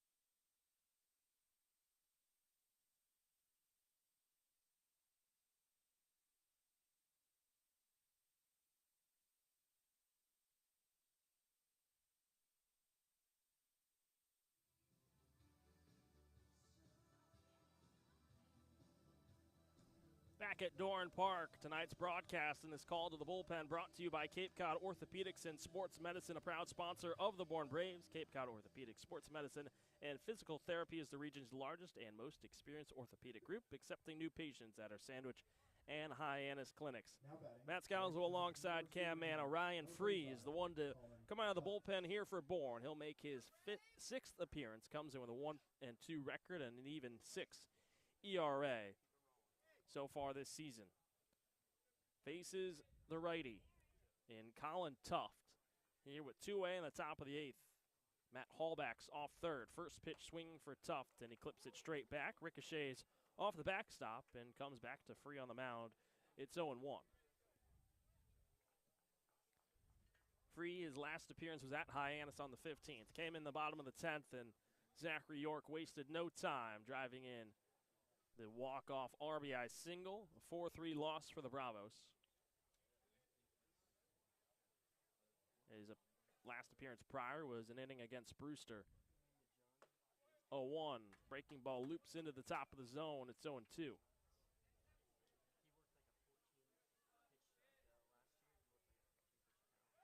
Tough so far is 0 for 3. couple of strikeouts and sandwich in between. He grounded into a double play. The 0-2. Called strike 3 on the outside corner. Ryan Free needs just 3 pitches to end the inning with a strikeout. And we'll head to the bottom of the 8th, but Orleans jumps back on top. Coming in to score was Jack Penny on the wild pitch. It's 4-3 Firebirds as we head into the bottom of the 8th here on the Born Braves Broadcast Network.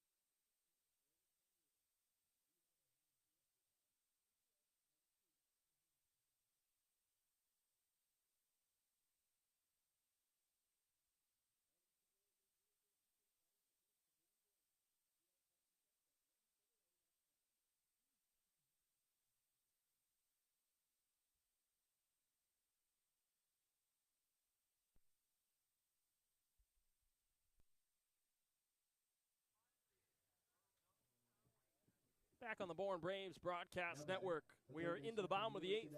It's a 4-3 Orleans lead over Bourne. Matt Scalzo, Cam Manna, happy to be with you here on this Wednesday night under the lights from Dorn Park.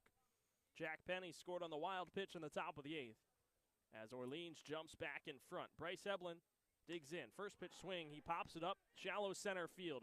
Charging in is Eddie King, and he'll make the catch for the first out. A defensive change out in center field for Orleans, replacing Jake Casey. Now batting, the first baseman from Coastal And there's Carolina, one away number here 44, as Derek Eblin was looking potentially for his 3rd hit of the night. Instead, there's one away, and Derek Bender digs in. First pitch swinging, fanned on the fastball from Eaton. Eaton's gone 3 innings so far here on the mound. His longest stint by far this summer. 0-1. Fastball low and away, 1-1. To Derek Bender, he's 1 for 3. RBI single in the 3rd. 1-1. Fastball on the inside corner, it's 1-2. Caden Bodine to follow after Bender. Bourne needs another late spark here against the Firebirds. 1-2. Bender shoots it the other way, and it'll fly out of play down the right field line, 1-2. And just like Orleans, for their runs they've put together, it only takes one base runner and having one guy on. And the Firebirds have shown they can do that with one out. Can Bourne do it too? 1-2 from Eaton. This one's low and inside, right near the shoes of Bender. It's 2-2.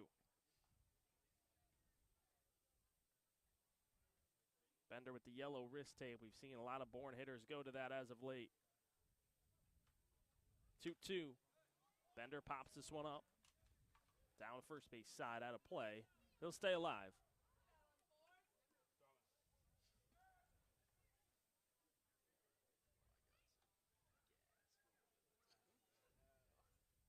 Two from Eaton. Bender once again fights it off. Lifting it out of play. It's a 2-2 count still with one away here in the bottom of the 8th. Caden Bodine to follow. If it gets any further, it'll be Sam Peterson.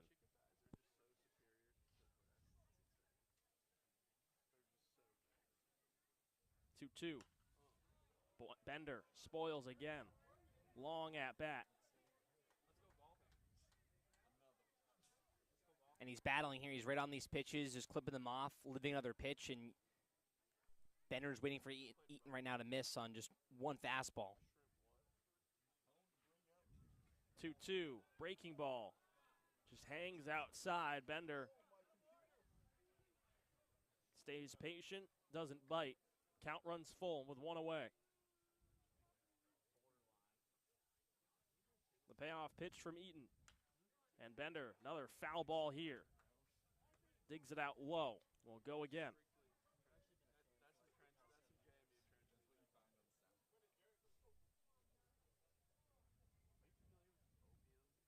A long battle here between Eaton and Bender. So much riding in each game as you move later into the season. Eaton rocks and deals another 3-2. This one's upstairs. A long bout between the left-hander and the righty and Bender. And it is Bender who gets the last laugh, works a one-out walk here in the bottom of the 8th. From Coastal Carolina, number 45. Exactly what Bourne wanted there. Orleans, they've had the one-out base runners. There it is for Bourne, and it comes to Bender just working, fouling off pitches, not going away, that fight in the box, and he has some speed too. We talked about him, 12 stolen bases in his summer. Takes his lead off first, held on to by Hallback. It's Caden Bodine in the box, takes the first pitch ball inside. Just brushes near him. Counts at 1-0. Bodine's 0 for 2, worked to walk his first time up. And then a ground out and a pop out his last 2 times up. Before the 1-0, Eaton fires 0 to first, and Bender's back standing. Bender represents the tying run here for Bourne. He's on the base paths here in the bottom of the 8th. Orleans jumped ahead. Jack Penny scored on the wild pitch. 1-0. Bodine shoots it the other way, tailing down the right field line, and it will land in foul ground. Hustling over was tough. It won't get there in time. The count is evened at 1-1 with one away here in the bottom of the 8th.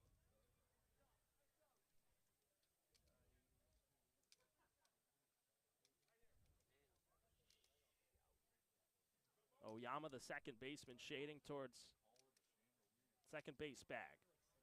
1-1. Fastball inside, 2-1 to Bodine. And not giving Eaton any breathing room and making him work on every pitch. Bourne not chasing it all right now. 2-1 from Eaton. Bodine turns and pops it up out of play. Got a fastball on the outer portion. Count even to 2-2. One away. Multiple arms up for Orleans in their bullpen. Bender dancing around over at first. Looked like he was going to go. Eaton, the lefty, able to adjust, fire over to first, and Bender back safely.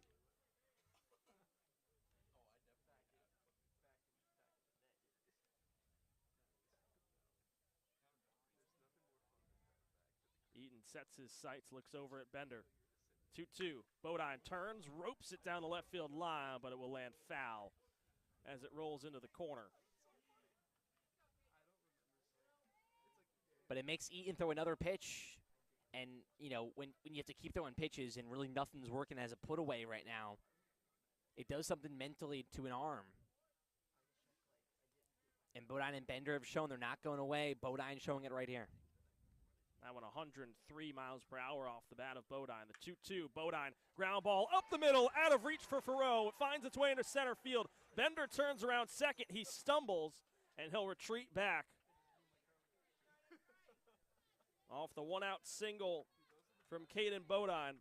Puts the go-ahead run for Bourne on the bases and the tying run in scoring position as Sam Peterson steps into the batter's box.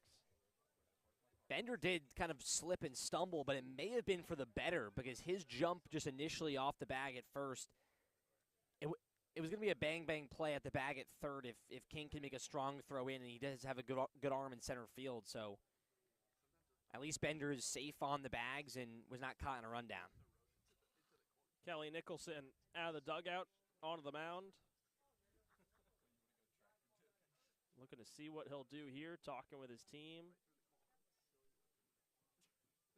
No point to the bullpen just yet. And he's going to roll with Connor Eaton here in the bottom of the 8th.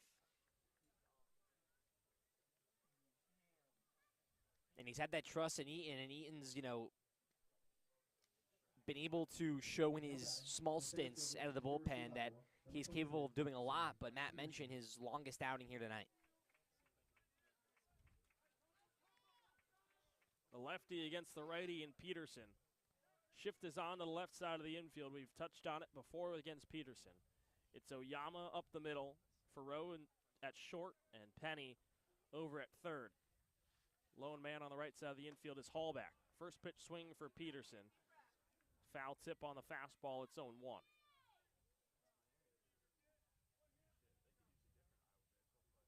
Bodine off first. He's not being held on to by Hallback. He's a few steps back behind first. Bender leads off second. Oyama creeping behind. 0-1. Swing and a miss from Peterson. It's 0-2.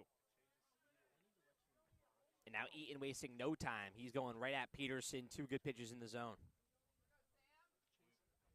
Peterson's 1 for 3. Singled back in the fourth.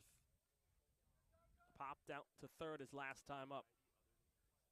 The 0-2. Bender going. Swing and a miss. Fires down to third. It is not in time.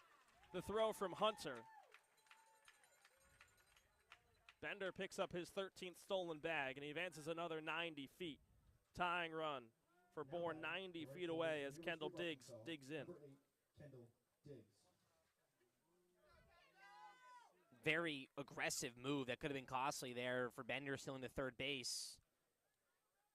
Because with 2 outs, a lot of times you're going to score either way on a base hit, so just kind of maybe hoping for a hit and run there, but thankfully he's the third.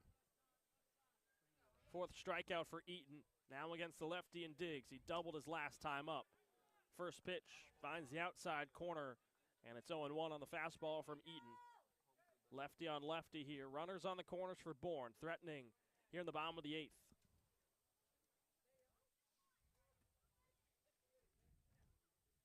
Oh, 1. Fastball down the chute. 0-2.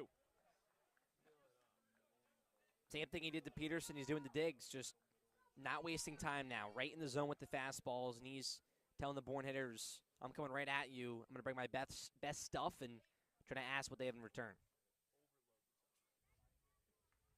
The 0-2 from Eaton.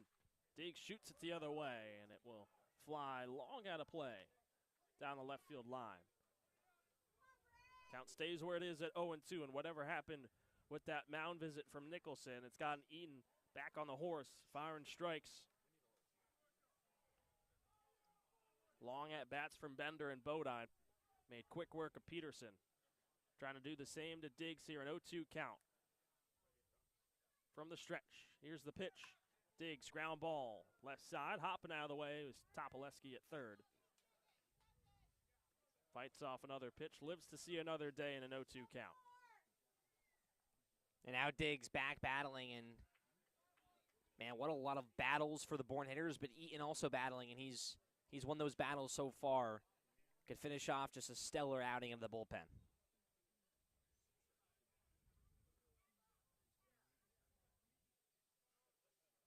Another 0-2.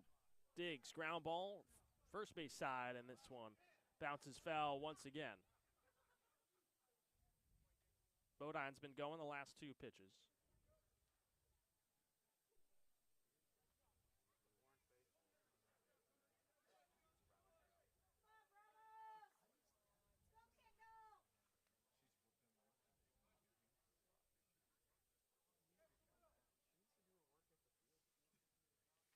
Another 0-2. And Diggs fights it off once more. Pops it straight back. Man, these battles from the Bourne hitters, fouling off pitches, staying alive.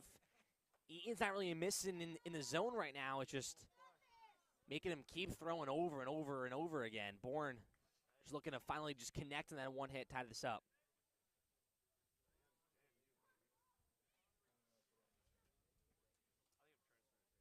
The 0-2. This one's upstairs. Bodine's going for second. There'll be no throw from Hunter. And now the go-ahead run for the Braves in scoring position. Caden Bodine with a stolen base. And that was just a free bag there for Bourne. They knew Orleans was not throwing, so now a single could give them the lead if you're the Braves. Eaton will step off. Deep breath on the mound here. He steps back on in a 1-2 count with 2 away, facing Kendall Diggs. Bodine at second, Benders at third. 1-2. Fastball high and outside. 2-2 count to Diggs.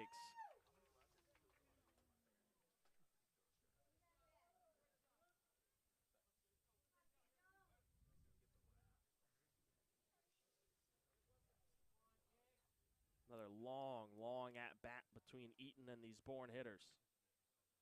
The 2-2. Called strike 3 on the outside corner. Eaton's pumped up. His 5th strikeout, and it's painted for the 3rd out. Bourne strands a pair as we head into the 9th. Orleans clinging to a 4-3 lead here on the Bourne Braves Broadcast Network.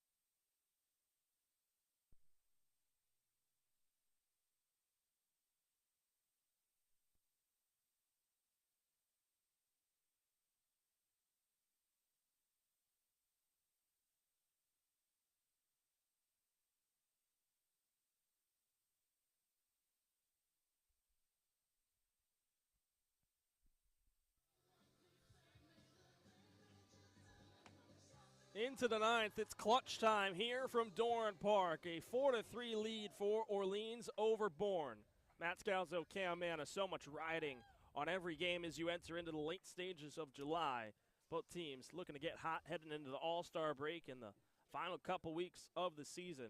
Orleans just a game and a half back for the top spot in the East Division with YD. Meanwhile, Bourne 5.5 back of Cotuit.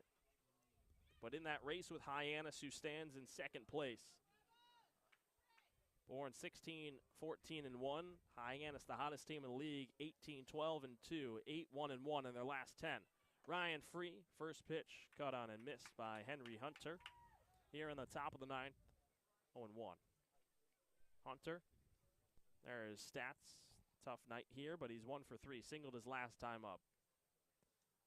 All 4 of his RBIs coming on 2 2-run home runs. The 0-1 chopped foul in front of home plate, and it's 0-2. And around the league for a scoreboard update at the moment, YD, as Matt mentioned, trailing by 1 against Hyannis. And that game actually already came to a close, so the Red Sox lost, so this game even means more for Orleans. 0-2. This one just misses low, and it's 1-2. Bodine was ready to snap a throw around the infield for another Ryan Free strikeout. But he'll set back on the mound, lefty on lefty here to begin the 9th. 1-2, swing and a miss. Hunter down on strikes. Now Bodine can flip to Eblin, and there's one away here in the top of the 9th. Back-to-back punch-outs here for Free. Great pitch there for Free. He loves throwing that off-speed junk, and showing it again there. He got that strikeout helpful in the 8th inning for this back-to-back, and back to that breaking ball. Brings up Brandon Stallman. 2 for 3 here in his second game with the Firebirds. First pitch from Free. Fastball right at the knees, 0-1.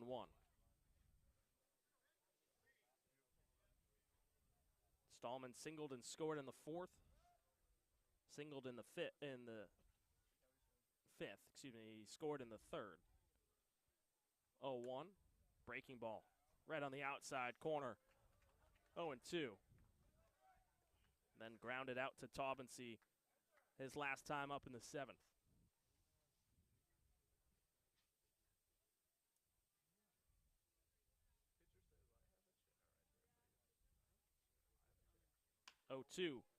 This one's jammed inside on Stallman, but he fights it through and finds a gap on the right side of the infield for a one-out single, his third hit of the night.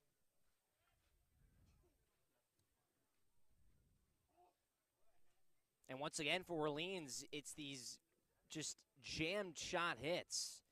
And for the Bourne pitchers, not much you can do. You're hitting your spots as Orleans just putting these swings, just putting the ball in play, and it's been working out in their favor tonight. Another change here for Orleans and their lineup. We saw Eddie King, defensive change in center field. Now it's Fenwick Trimble pinch hitting. And he takes first pitch high and outside, 1-0. Trimble out of James Madison comes in with a .227 average. 27th game played. 1-0. This one's low and away, 2-0 to the right-handed hitter. Couple home runs, 11 RBIs for Trimble on his season.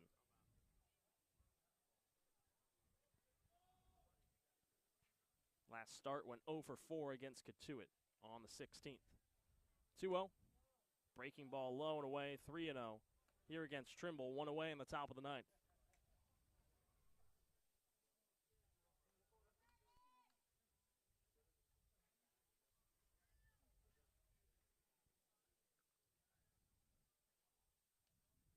A 3-0.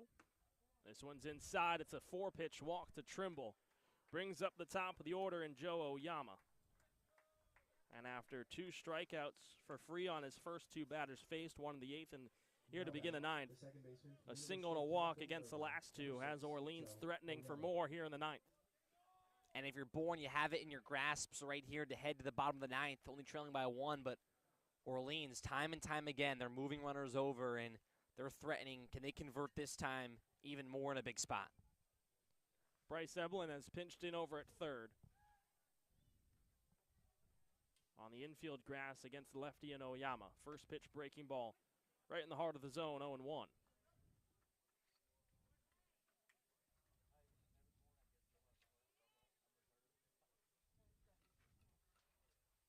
Bender also pinching in. Step in front of the first base line. Trimble right behind him. 0-1. Oyama pops it up and it will fly out of play down the third base side. Counts at 0-2 with 1 away. It's Stallman over at second. Vastine shadowing behind him. Kuroda Grauer splitting the difference between first and second against the lefty in Oyama. Eblin moves back here on the 0-2 count. The pitch from Free. Oyama finds the gap in left center field. That'll drop in for a base hit. Around third and chugging home is Stallman. The relay throw from Vastine. There will be no throw. Joe Oyama delivers an RBI single in the top of the 9th. Makes it 5-3 Orleans.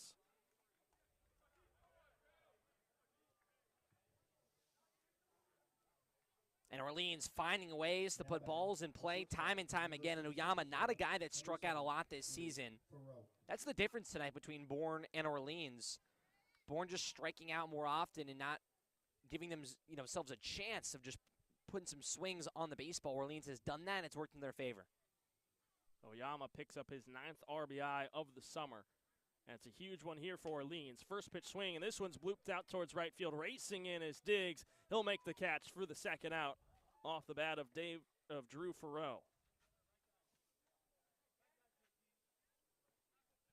And now Free's got to get through the 3-hitter in Penny in a 2-run game. This is kind of the maximum if you're Bourne on what you want to trail by heading into the bottom of the 9th. 2 is doable. Matt and I have talked about the difference between 2 and 3 in 1/2 inning with 3 outs left to go. Brings up Jack Penny. He scored the go-ahead run on a wild pitch in the 8th inning. First pitch from Free. Breaking ball right down the gut, 0-1. Penny's 2 for 4. Couple singles for him. And right now, Orleans has had the clutch gene here. A single run in the 8th and in the 9th. After Bourne tied it in the bottom of the 7th. 0-1 fastball. This one's low and away. 1-1.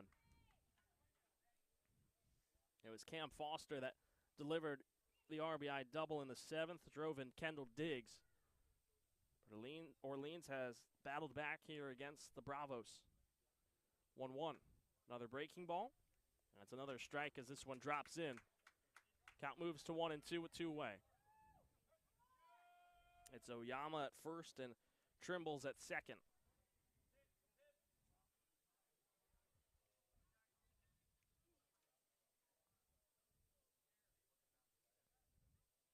The 1-2. Fastball's inside. It's 2-2.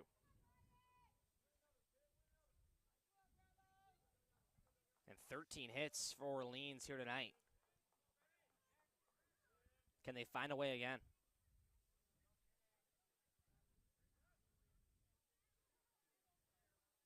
Here's the pitch from Free. Swing and a miss. Nope. Foul ball. Was not squeezed by Bodine. And we'll go again on another 2-2. Yeah, just fouled on a weird angle, not kind of a clip back. A foul ball down that Bodine just couldn't bring in. And that's what it was in that bottom of the 8th for Bourne, just fouling off pitches, staying alive. Orleans showing that same battle and fight here in the box.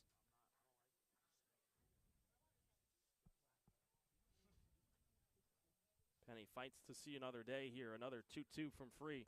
This one's high and tight. Buzzes the tower as Penny ducks out of the way. And the count runs full with 2 away.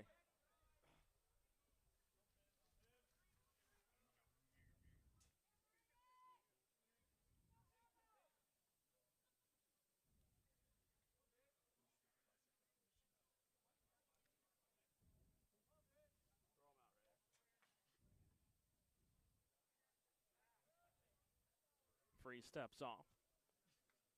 Trimble retreats back to second. Oyama doesn't even move at first.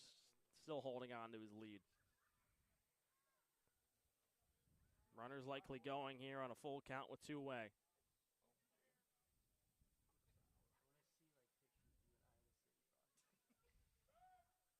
Payoff pitch. Called strike 3. A breaking ball froze Penny for the 3rd out, but Orleans gets another RBI single from Joe Oyama, makes it 5-3 Orleans. Last chance for Bourne to extend this one or even win it as we head into the bottom of the 9th. Here from Dorn Park on the Bourne Braves Broadcast Network.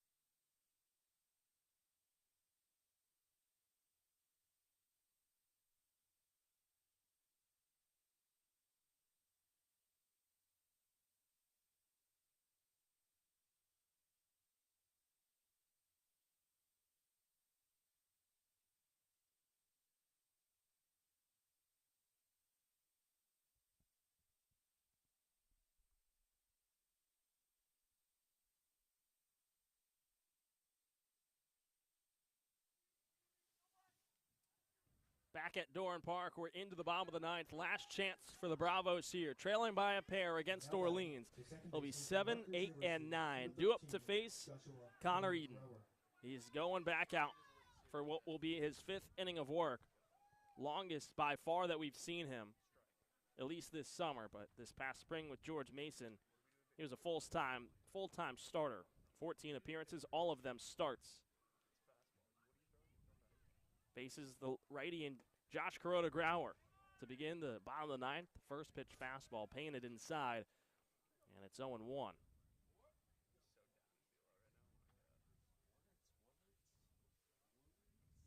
0-1. Crow to Grauer. This one's clipped straight back, and it's 0-2. Foster and Chufreda to follow after. The 0-2. This one bounces in. And it's 1-2. Kuroda Grauer so far. He's 0 for 3. Couple of ground outs and a line out for him tonight. 1-2. Swing and a miss. Eaton drops JKG to a knee on the breaking ball. 6th strikeout for Eaton. 3rd in a row when there's one away in the bottom of the 9th. Cameron Foster. Man, what a job for Eaton out of the bullpen for going this long and just finding ways to put down Bravo's hitters. Even in battles, he's got it done. First pitch to Cam Foster. This one's popped up the other way, and it's 0-1. Pinch hitter on deck now. No longer Pete Chufreda, it's new Contrades. On deck for Bourne. Puts a righty in the box here against the lefty in Eden.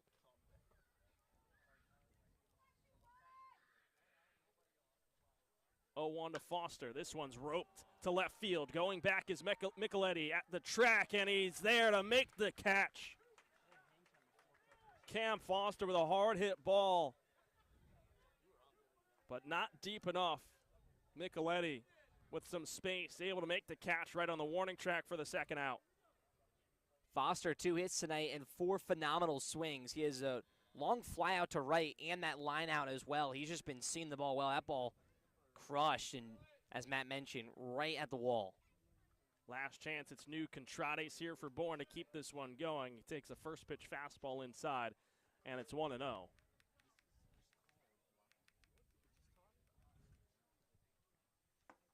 1-0, another fastball. This one's down and in, 2-0. For Contrades, this will be his 6th appearance. Comes in with a 125 average, 2 for 16. Out of Arizona State. 2-0. Contrades fights this one straight back. 2-1.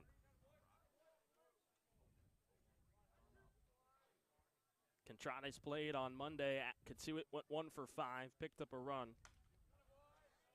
1-2. Slapped foul first base side. And it's 2-2. Bourne down to its last strike now. As Eaton sets on the mound, he's working quickly here. He's got his sign. Deep breath. Here's the 2-2 to Contrades. And he spoils it by clipping it foul first base side. Eaton's been absolutely exceptional since taking over for Ivan Romero, who started the game for Orleans. Looking to go 5 innings to shut the door here against Bourne. The 2-2. And Contrades, another foul ball. Straight to the netting behind home plate.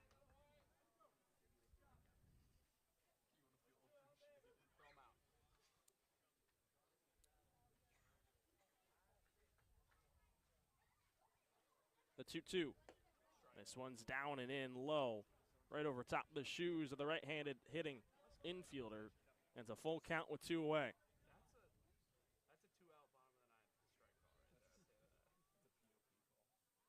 Payoff pitch. Contrades, ground ball, left side of the infield. Gloved by Farrell. Fires to first. It's low. Picked by Hallback. And that'll do it here from Doran Park.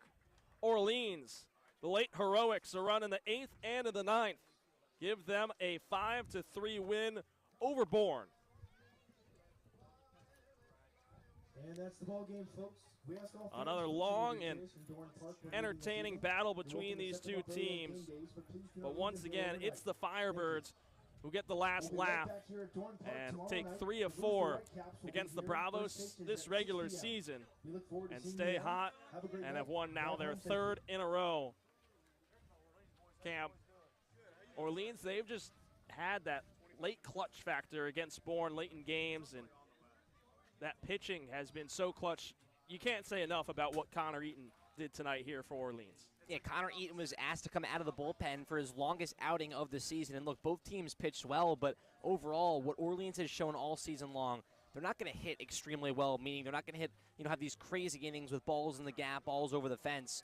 they're going to put those few runs on the board and trust their pitching to keep you in a game, and that's what they did here again tonight against Bourne. They hit timely, they pitched well, and that's why they've won 3 in a row. For Bourne, they got off to that hot start. Even when they fell behind, they had that answer in the third, but after that, the bats fell quiet. Yeah, they felt quiet, and you look at really the box score for the Braves, and inning by inning, the Braves are getting base runners, but it's really only 1 hit, 1 walk per inning, and not continuing to be consistent and move those runners over. What we saw from Orleans was they get a runner on, they have a little bloop or a stolen base, they work those runners around. Bourne struck out a lot, they left too many guys on base, and weird to look at from bouncing from this Katuitt game where Bourne won 14-3. We thought the bats were, bolstered back alive, but they come here against Orleans and the bats kind of die out again. So Bourne another night where they pitch well, just the bat's not fully there. 8 hits on the board, you expect that to produce more than 3 runs a lot of times from what we've seen this season for the Bravos offense. Well, Bourne comes up short against Orleans once again. They fall to 16, 15, and 1 on the season. They'll look to bounce back tomorrow night right here at Dorn Park. They'll be taking on the Brewster Whitecaps. First pitch coming at 6 p.m.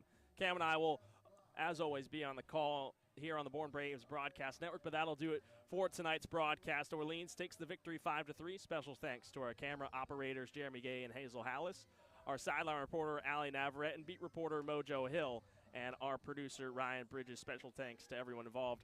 Alongside Cam Manna, I'm Matt Scalzo, signing off from Dorn Park. Orleans takes this one 5-3 over Bourne.